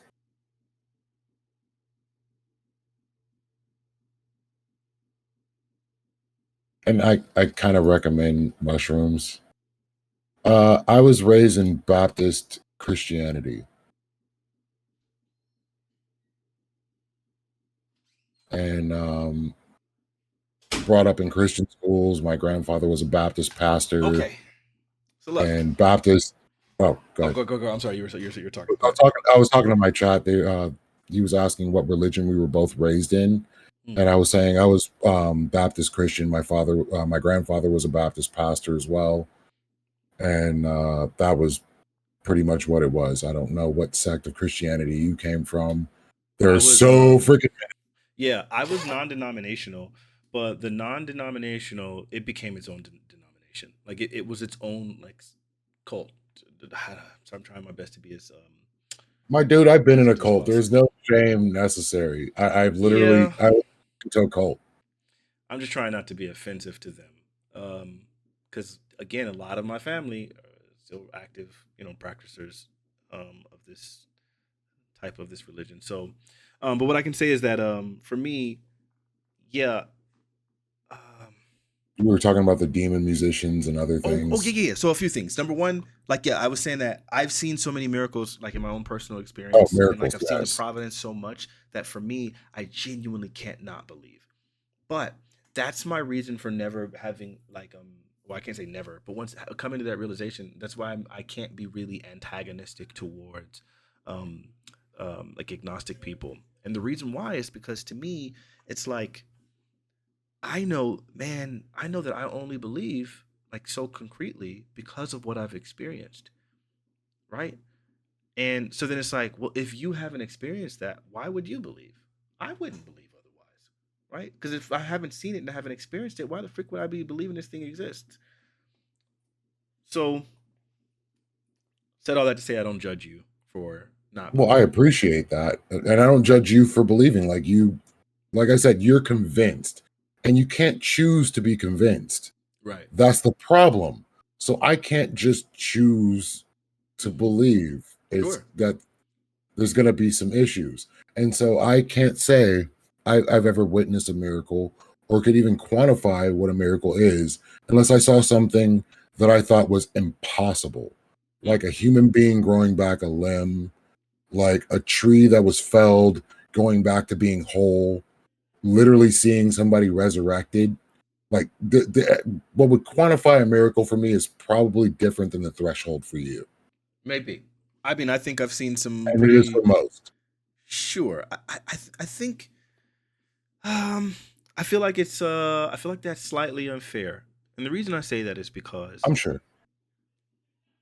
If a miracle, I would probably define as just God intervening from the natural world, because the way my view of the world, of the universe, really is that God set up. I'm not trying to proselytize or be preachy. It's just the nature of the conversation. I really like this. I appreciate this conversation. Okay, thank you for being so tolerant. I really do appreciate you. So I'm not that asshole atheist. Yeah, no, and you never have been. Like you never have been like that. That's a. I just get triggered sometimes, and that's just gonna happen. Yeah, of course, especially with your experiences. But you understand the difference between like those crazy psycho antagonistic atheists, right? Just like I have to, like I would have to own like some of the psychos from like Westboro Baptist Church who are just not. And I've yelled at them. I went to DMX, one of DMX's last shows in LA before he passed away. It was like Baby Bash. It was like all the old school. Ja Rule was there. It was crazy. And the Westboro Baptist Church was just out there giving everybody shit for being at a secular concert. And I'm quoting Jesus to them. Because that's my answer to what they're doing. If you believe in Jesus, why are you doing this? This is not what Jesus would do. Not even a little bit. And they aren't acknowledging me one bit. But I'm enjoying myself because like it's just triggering me, and I have the catharsis of yelling at them. Yep. And knowing I'm not going to get attacked is just cool enough for me. For sure. I respect that. So look, my view of the universe, the way I think the universe works is, I believe that the universe is very natural. I believe that the way God created the universe is through very natural things, right? Like it'd be like the same way, whereas like you see the intelligence in a design of a computer, right? Like it's designed in a very particular way. But all of these are natural things, right? For the most part, like it's just things that we've like taken from the earth and put together. We didn't create any of it like from whatever. Now, obviously, God had to start from something, so I believe He spoke some things into existence. But the fact of the matter is, the universe works very mechanically and natural. And so, what I believe is that He set in like all the things. Gravity is a force, right? So He didn't have to sit there and like be physically holding things and pulling or pushing things into the earth. Gravity is just a natural force that He put in the earth so that it functions in that way, right? Um, he's not having to create like make the water cycle happen. Like no, water evaporate right now. I think He created like the sun to be at a certain level of heat to cause the water to evaporate, to cause it to you know what I mean? So you're mixing like two arguments, and it's really interesting. You're mixing the watchmaker argument with the puddle argument, and it's really cool What's the puddle because I argument? believe you probably got to these things on your own. That Yeah. is amazing. What's the You puddle would be argument? an amazing apologist. So the puddle argument was from Hitchhiker's Guide to the Galaxy, the dude that wrote it, and it was a puddle that thought to itself that it's amazing that this hole in the ground is perfectly matched to me. It's so amazing that this perfectly fits what I need. This had to be done. Like, no, there's no way I could possibly just fit in this groove so perfectly. Sure. And so that's the puddle argument. The watchmaker argument is if you find a watch on the sand, of course you understand it was designed. So if you look at something as intricate as creation itself, you must understand it was also designed because otherwise it wouldn't work, which is very similar to the puddle argument, which is how you just naturally got there. Right. It's Yeah. amazing. That makes all the sense in the world. I've never heard those, but I get it. I've heard that watchmaker line before.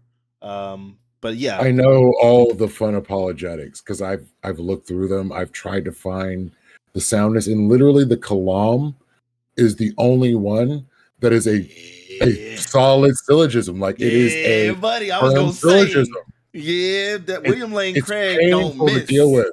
with. It's painful to deal I with. know, I can understand. Yeah, And buddy. having to deal with it in a way that you have to literally allow the argument of, okay, let's say it's created Yeah. just to move forward in the argument. It Yeah. is an elongated debate in For sure. itself because Yeah. then all of a sudden you have to get to, okay, now define the God. Yep. But so, bro, that's my thing. I think because of that argument is why I'm like, it's hard for me to respect the concept of a genuine atheist, where I'm saying I know positively that God doesn't exist. But hold on, just to wrap it all up. So what I Mhm. believe is, so that's the way the universe works. It's very naturalistic and so on and so forth. But I think all of those rules and things were established by God. So then, as a result of that, the world that we live in, yes, it's that, but okay, so then where God interacts with the universe, what a miracle is anytime anything, no matter how small or big, deviates from the naturalistic course of the universe, is God, right? Like anytime God does that, then that's a miracle. And so then, yes, you can see, I mean, if He's all powerful, He could grow a limb back. He could do that, right? Mhm. That to constrain miracles to only things of that extreme nature is like incredibly limiting to God. Because if I needed God to just say, hey, um, I need to, I don't know. I'm trying to think of something simple. I would think it'd be the opposite of limiting to God. God can do anything. God parted the Red Sea to let people through and then crash down on other people. God can Yeah, bring down Armageddon, destroy a city at a wind, suck people down into the earth. God can sure. resurrect people. Jesus and God can both resurrect people. But yeah, Regrowing a in limb, like, mathematics, but in mathematics, there's like always the upper limit and the lower limit, right? So then what you're doing is you're looking at specifically and exclusively the upper limit, where it's like, so in its extreme, and it's like highest forms of demonstration of power, this is what God is. But then you're ignoring the lower limits, right? Where well, it's no, like, Jesus, well, like I'm just saying, Jesus replaced somebody's ear after I think it was Paul. cut it off. Yeah, that would be an upper limit miracle, or bringing Lazarus back from the dead. Those are upper Lazarus, limits. Lazarus would be the upper limit. Like that Sure. would, I would say, would be like the old. If somebody was brought back to life that had been dead for like, dude was starting to stink, and Jesus came in and was like, "Don't worry, I got this." Or Mhm. somebody, or what for whatever reason they got up. I could not deny that was a miracle. Sure. I But would try then, to find a way to explain it, just being real as a skeptic. I would yeah, still be like, what could possibly be the natural cause for this? right. But ultimately, what it comes down to with most of the things that people consider miracles, it's actually probability. Sure. Okay, that's a perfect example.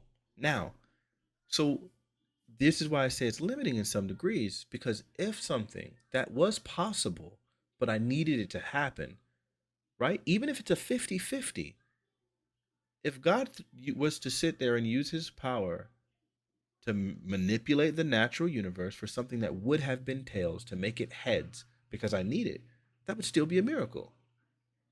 Mhm. Would it not? Oh, not necessarily in my opinion, because I have terrible luck in life.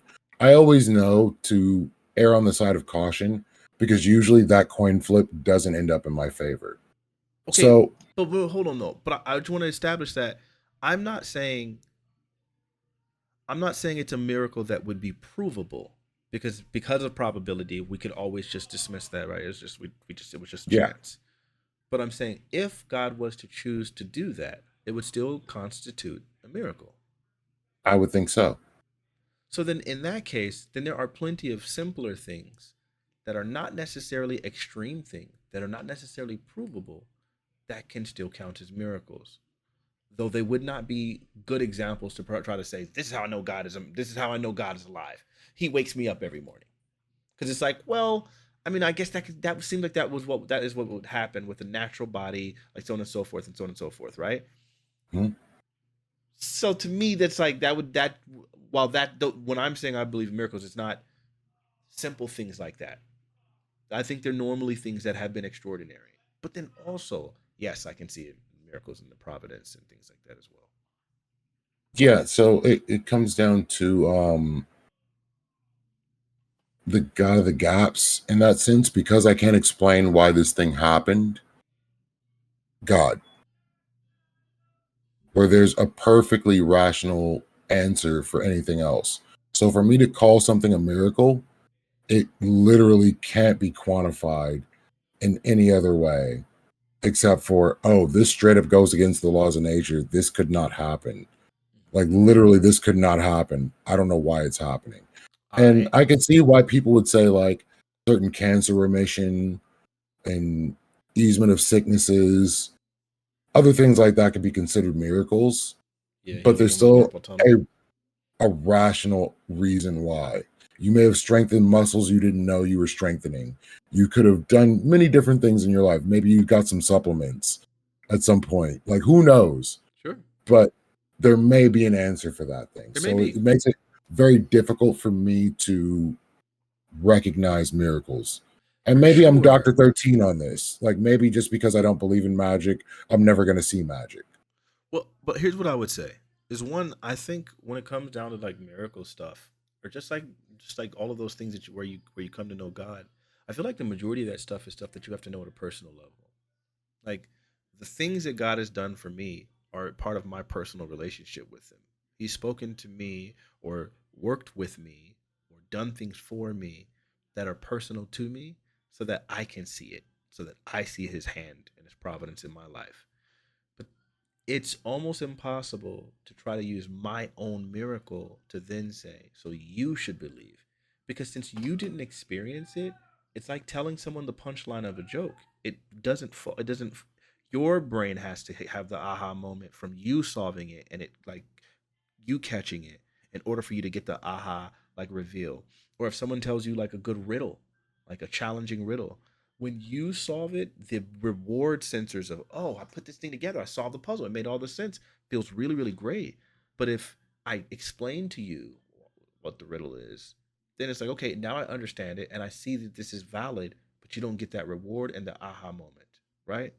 Yeah, That's how no miracles reward. are. I think my miracle, no, no, that's how my personal miracles are for me.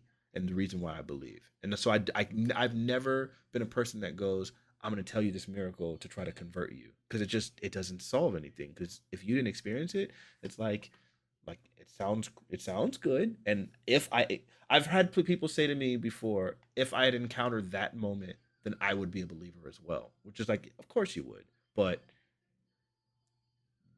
I can't tell you about it, and then you just go, I just believe you. I believe you that you're telling the truth. So yeah, God got to be real. I just that doesn't make a lot of sense, you know. Well, then it also creates a sense of jealousy because as a person that wants to believe what you believe and you believing it and me not experiencing anything close to it, why am I not able to experience that? Oh, so And fair question. I'm not knocking you for that. It's just something that goes through certain people's heads. Like, Mhm. why do you get to experience miracles and I never get one? That's a fair question. I can tell you this. And you get Thomas, and I get that Yep, point of yep. it. It's funny, man. Yeah, you really do know your Bible, man. I'm very impressed, by the way. 'Cause I actually, was born and raised in it. hold on though, Letha. You know that the vast majority of people who are Christians still don't know their Bible, But right? that's why it's so ridiculous to me because that was the whole reason why I ended up out because the more I knew, the more I moved away.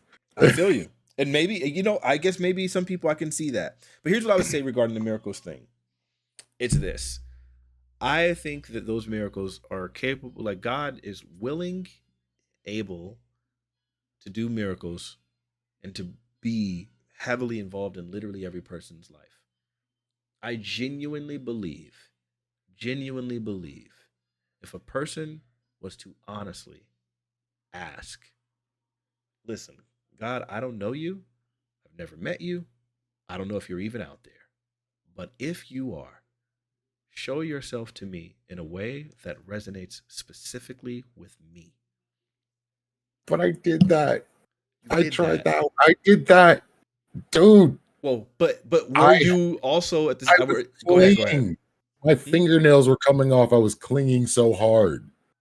I didn't Word. believe in evolution Hmm. until probably 6 or 7 years ago. Okay. But Literally because the Bible told me no. no, it doesn't. It doesn't. That's a whole thing. Really, God. It does not, bro.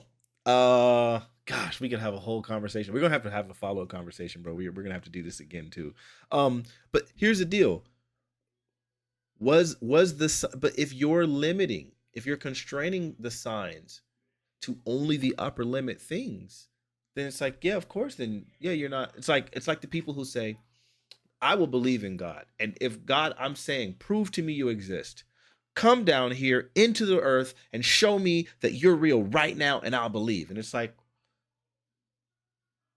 I think God has already done enough.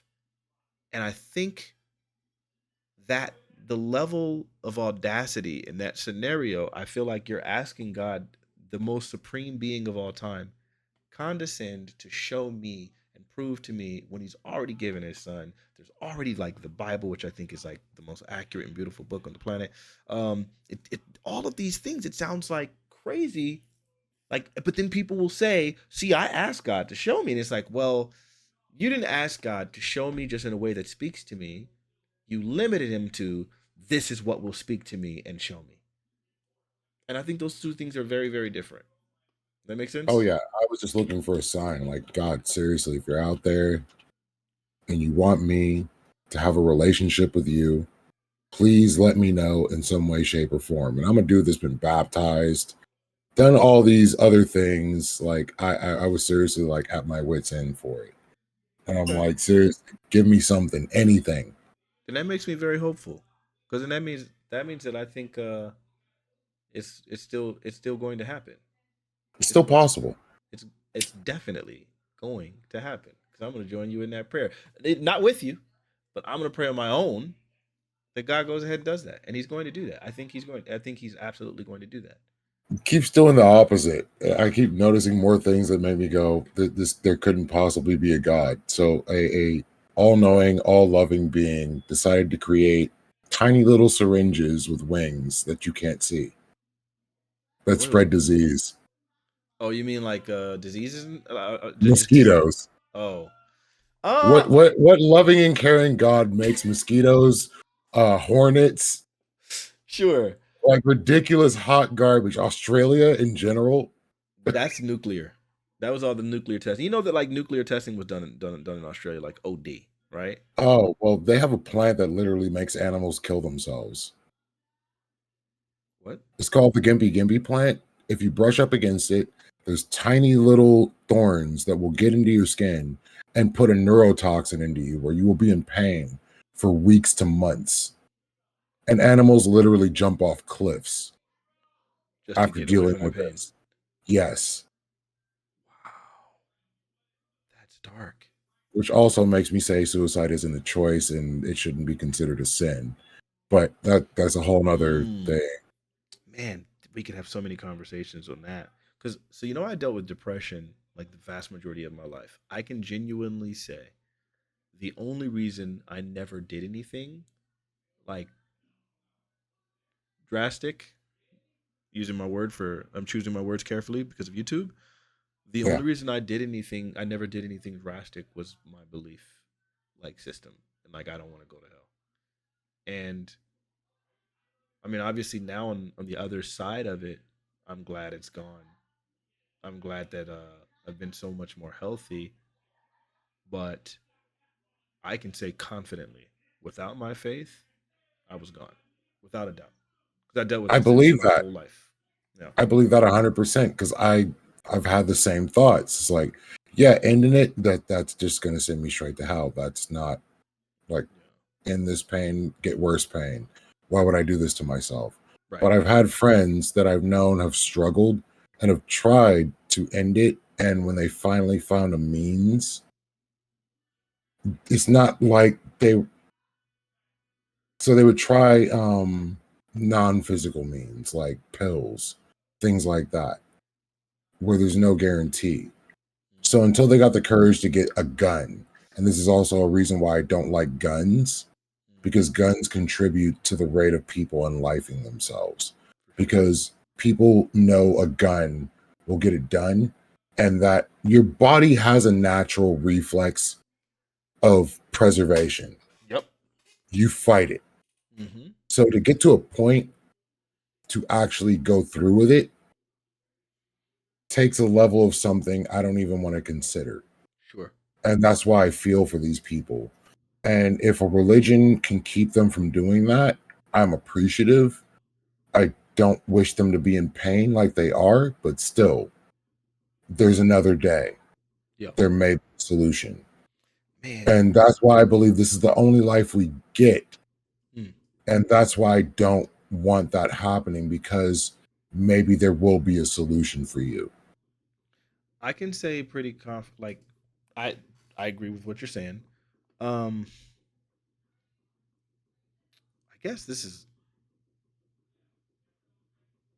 if you look on my Twitter feed, you can search for just the word like depressed, depression, sad, whatever, and you'll just see all these posts of me constantly posting about my depression because it was just a natural part of life, and it would always come when I was at my happiest, when I would do really good things, like things that should make me really content and like, oh my gosh, I did Do it. you feel you didn't deserve it?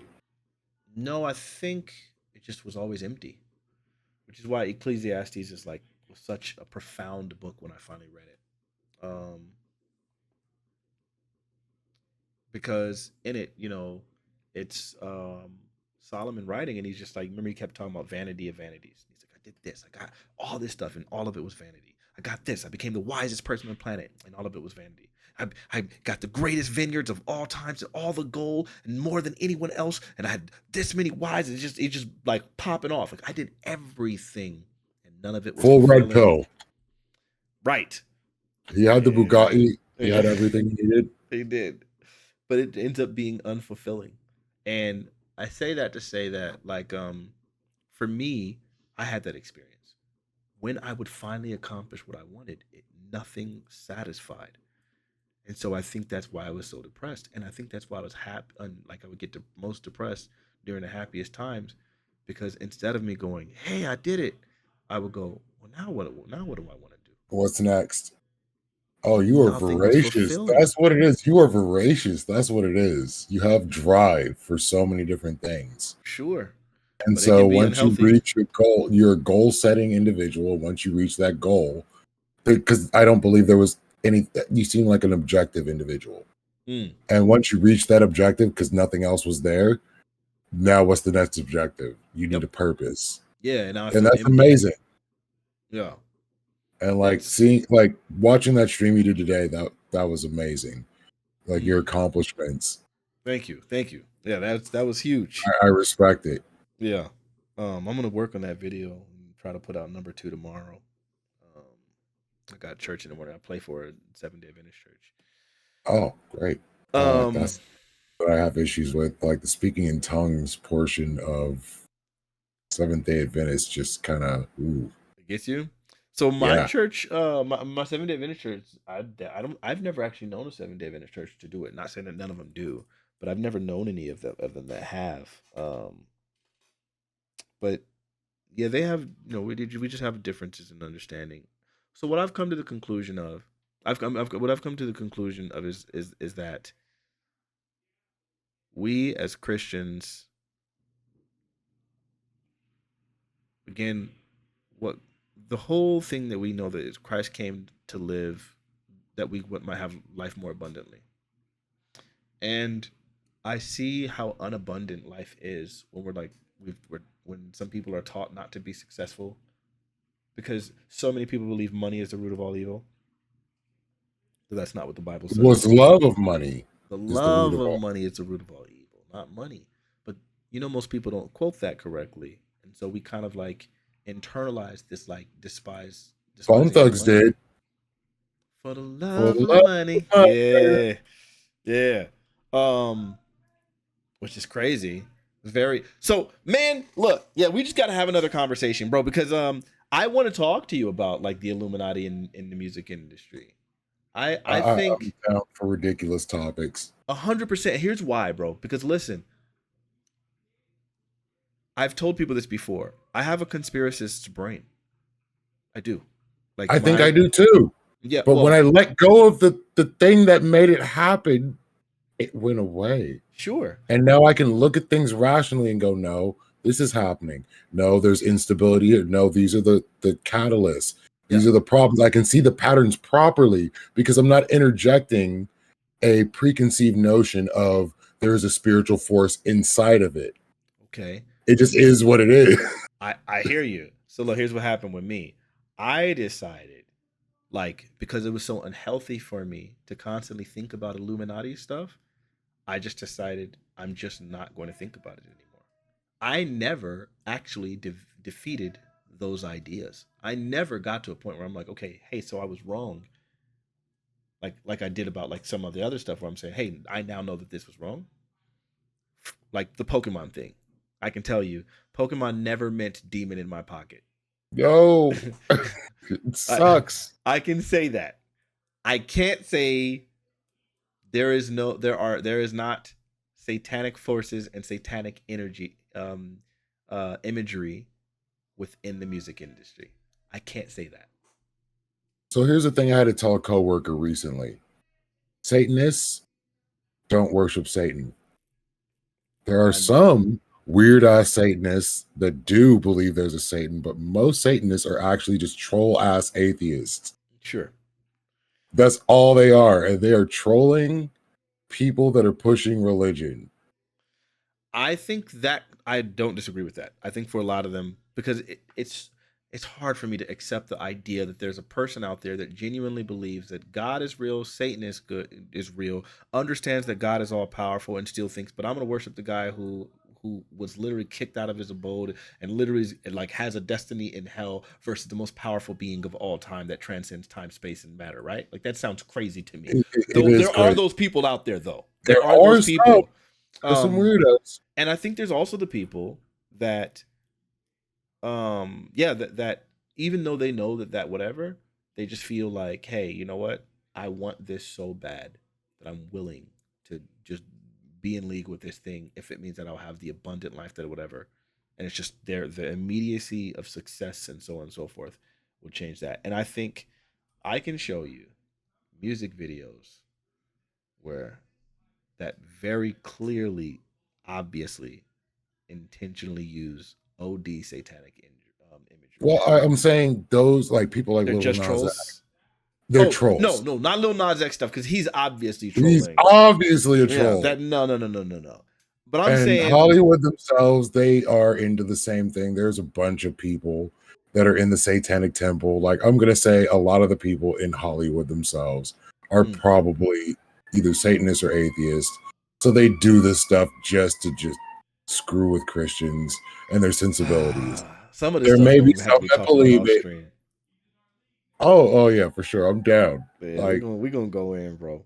Cause I'm telling you, I have that brain. I have the way I beat this because it was so unhealthy because I couldn't function. I would be chilling like by myself and I would see stuff and I would start like, oh gosh, that sounds like that's dark. Oh no, what is this? And then before long, I'm in an unhappy mood. I was anxious, and the way I finally beat that was I just said, hey, guess what? I'm just not entertaining it anymore. I don't care. It's probably real. I'm ignoring it. I'm not, and that's the only way I can get into a healthy place where I'm able to function and just be happy and not. I feel like the same way people can't get miracles from God, they're not getting them from Satan either. Yeah. Well, see, Because man. whoops. Gosh, yeah, that's so good. We're gonna have to Because talk about that secular music and whoopses. Yeah, oh, I'm down. Well, I'm glad we finally had a chance to talk where it wasn't something we were contentious on. for sure. And I can pretty much talk about any topic in a chill way. Yeah. I don't like drill down like most people do. And this is something like I've literally been trying to learn from you. And wait, what it's did you just try to learn from not me? it's not in my nature. You find a point and you drill down on the point. Prime does it too. When something happens and it tweaks a certain, like, oh, you said something that does not correlate whatsoever with your argument, you drill down until you get an answer, and then you will restate without allowing interruption until they're willing to answer. Yeah. And so I had Prime on my panel, and this dude Tuna Chip was there, and Prime drilled down on this dude not answering whether or not he would start Nazi Germany, to the point where the dude punched his camera. Jeez. Noel be hungry. I just told a story earlier today. I'm gonna put you on blast real quick. It's not bad though. It's really putting myself on blast. This is one of the most embarrassing stories that that I have. I was telling them about the time when you told me you said the Lord doesn't like that. The Lord wouldn't like that. And it like flipped me out. You know what I'm talking about? Oh, he's in your chat? He just came in my chat. He's probably came in my chat like maybe 3 times in the last Is this a miracle? No, it ain't no miracle. Shut up, bro. Yo, that's a good that's a coincidence, you psycho. That's a dig. I like the cheap shot.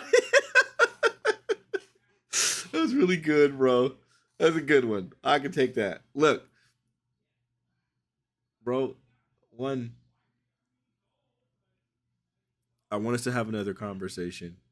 I'm gonna ponder on it a little bit. I think you be trolling a lot. There was a time I smoked. I smoked at somebody's house, and then I came out after having smoked, and you were like, "You smoked?" And I was like, "I don't know." He's like, "You smoked?" Because I was like ashamed to admit that I had did it, and then you said to me, "The Lord doesn't like that." And I was like, "Huh?" And he's like, "The Lord doesn't like that you smoke." And I was like, "Why would you say that?" And I went into the bathroom, started praying, and then lost my mind. It was OD. And I went into psychosis.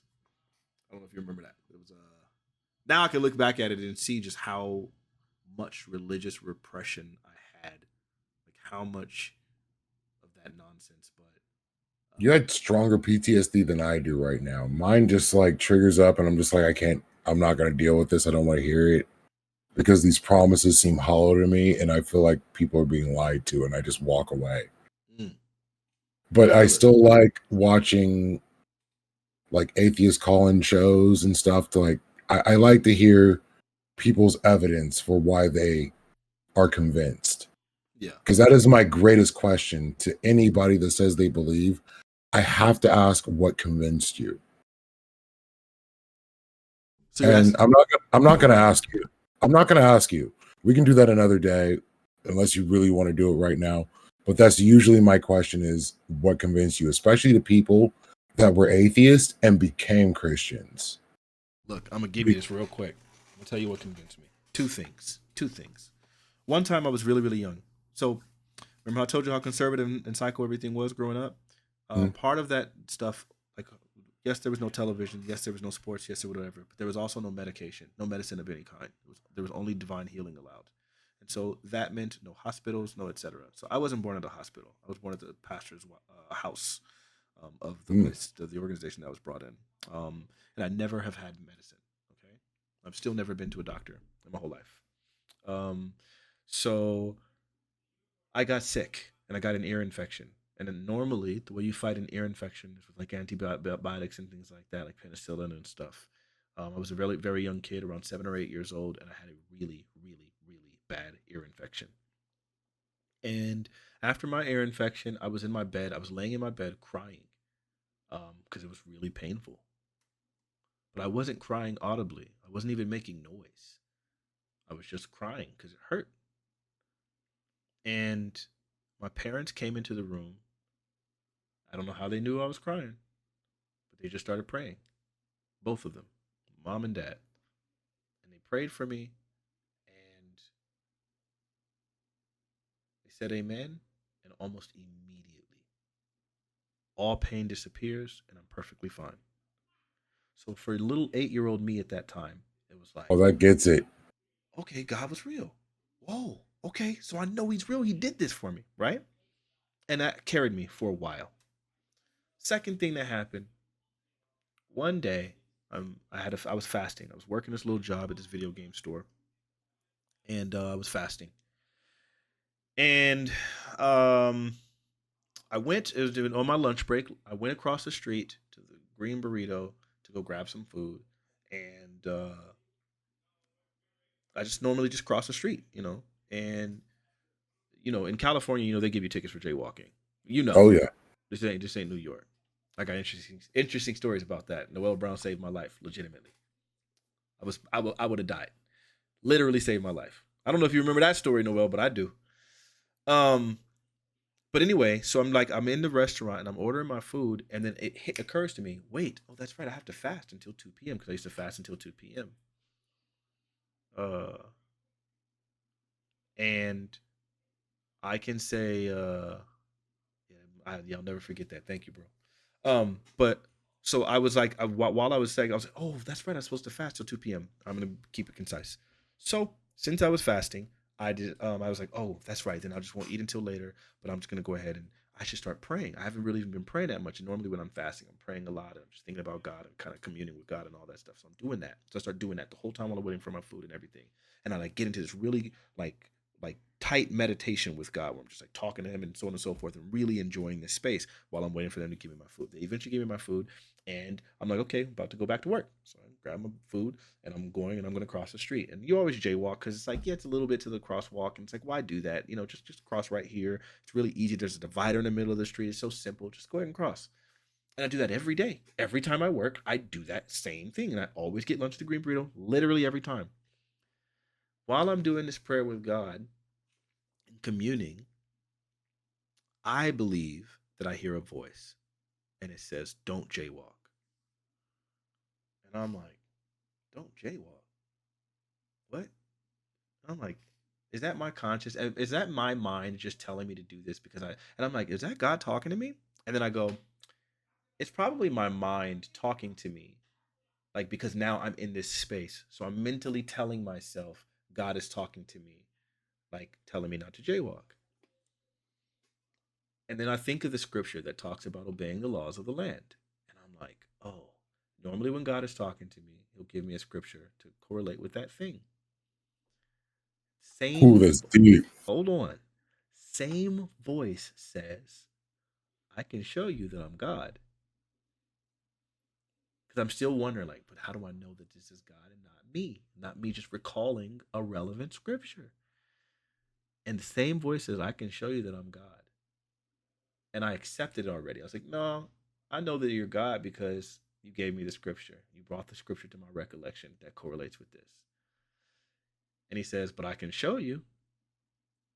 And I said, no, I don't need you to show me. I already know it's you.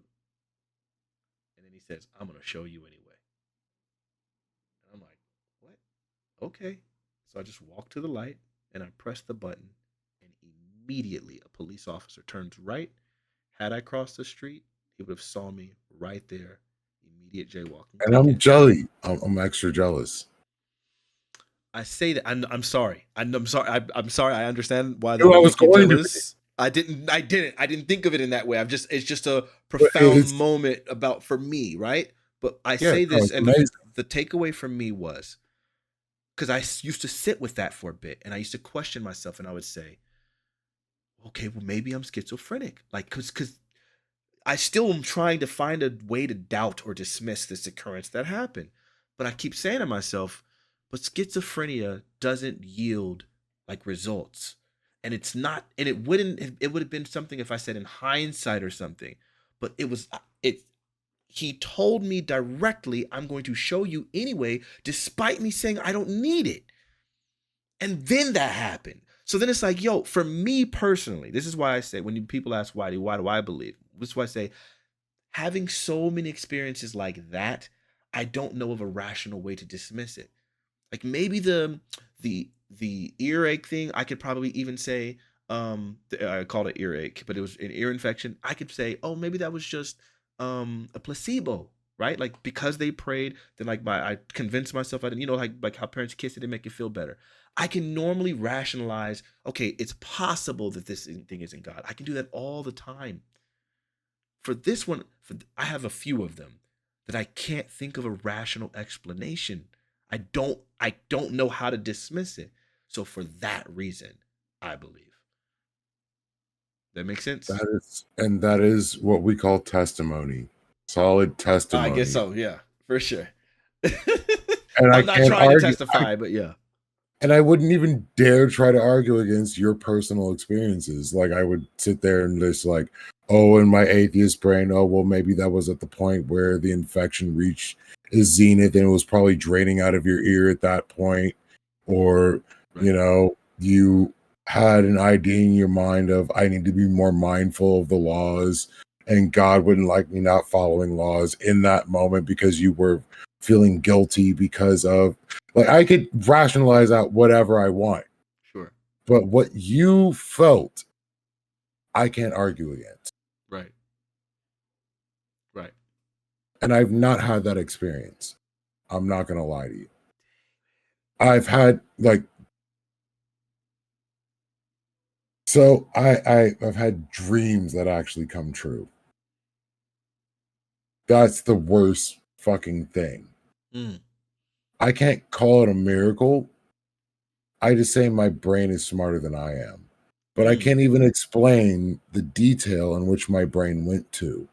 Right. Because my brain in the dream showed me the room I was in to detail. Mm.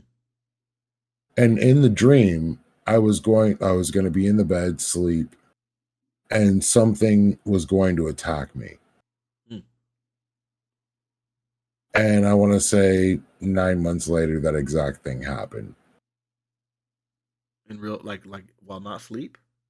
So I told people after I had the dream, hey, if something happens and I'm not consenting, you have the full range of my permission to knock me the fuck out. As my friends, because I remembered who was there in the dream and they were there, I told them, if something's happening and I'm not in control of my faculties or whatever, you have full permission to knock me out. And it still happened exactly the way the dream went down. Hmm. Did they knock you out? No, he was sleeping with his girlfriend at the time.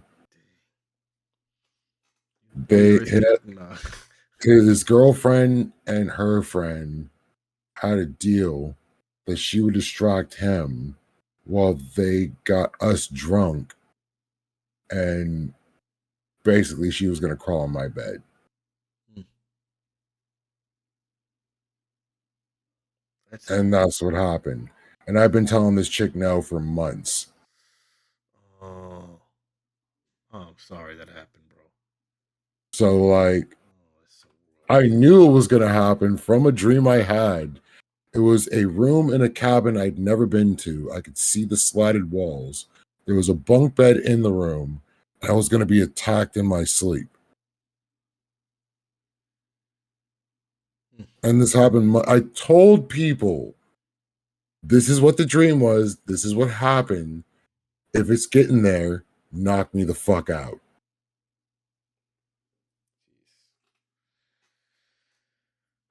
So that's the best one I'm gonna put you on. I'm sorry that happened to you, bro.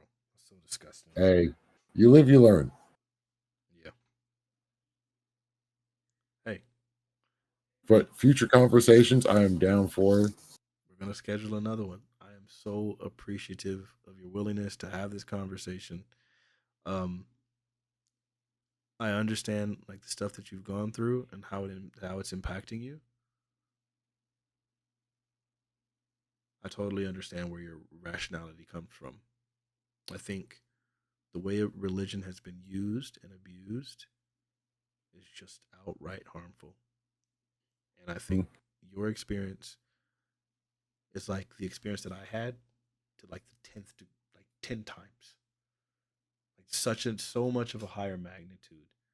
I can totally understand how you've come to those conclusions. It hurts. I was literally fighting tears when you were trust.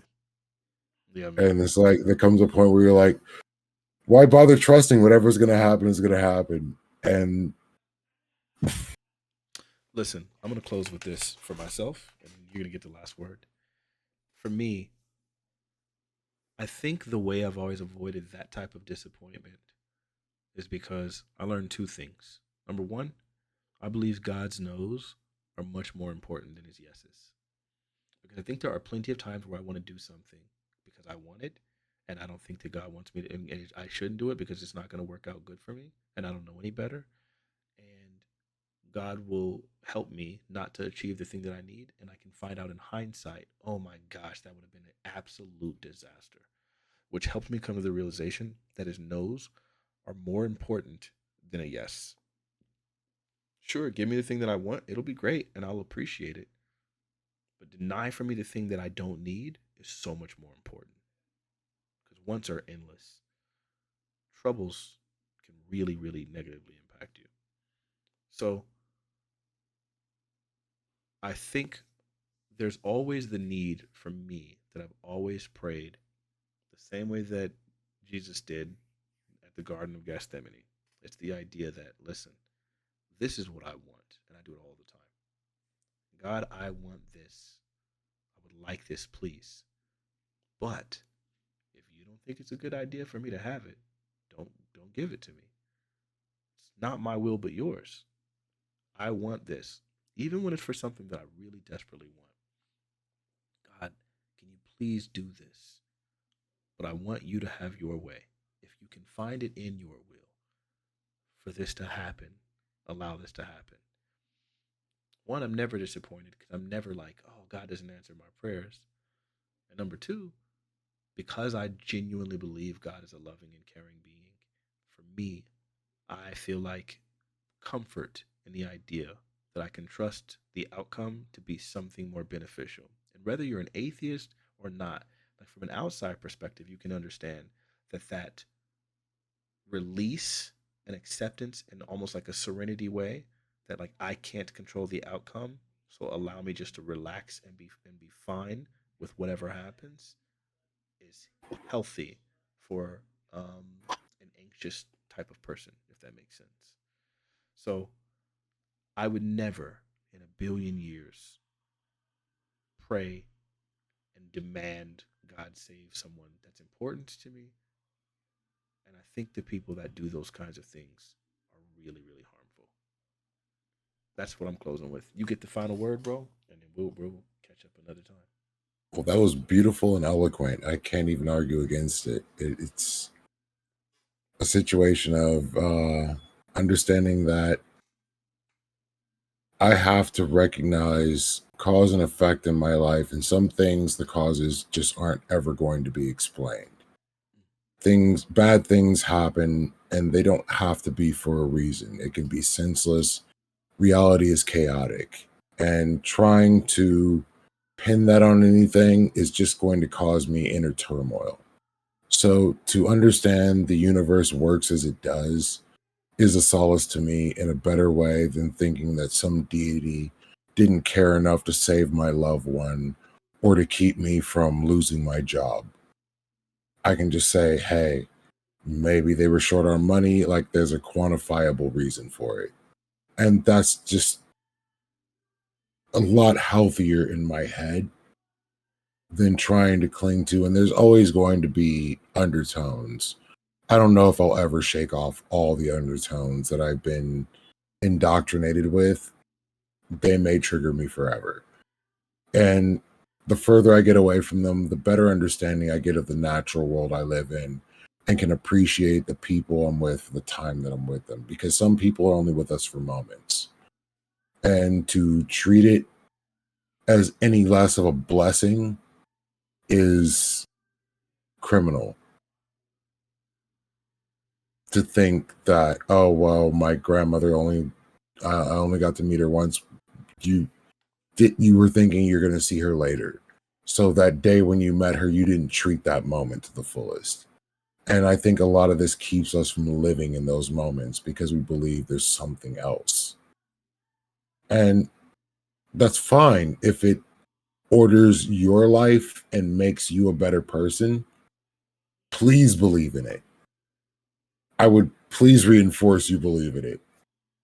But otherwise, keep looking. Everybody keep looking. Always keep questioning. No matter what. Until there's an absolute answer, and there are very few absolute answers in this world, keep looking. Escape and floating too much.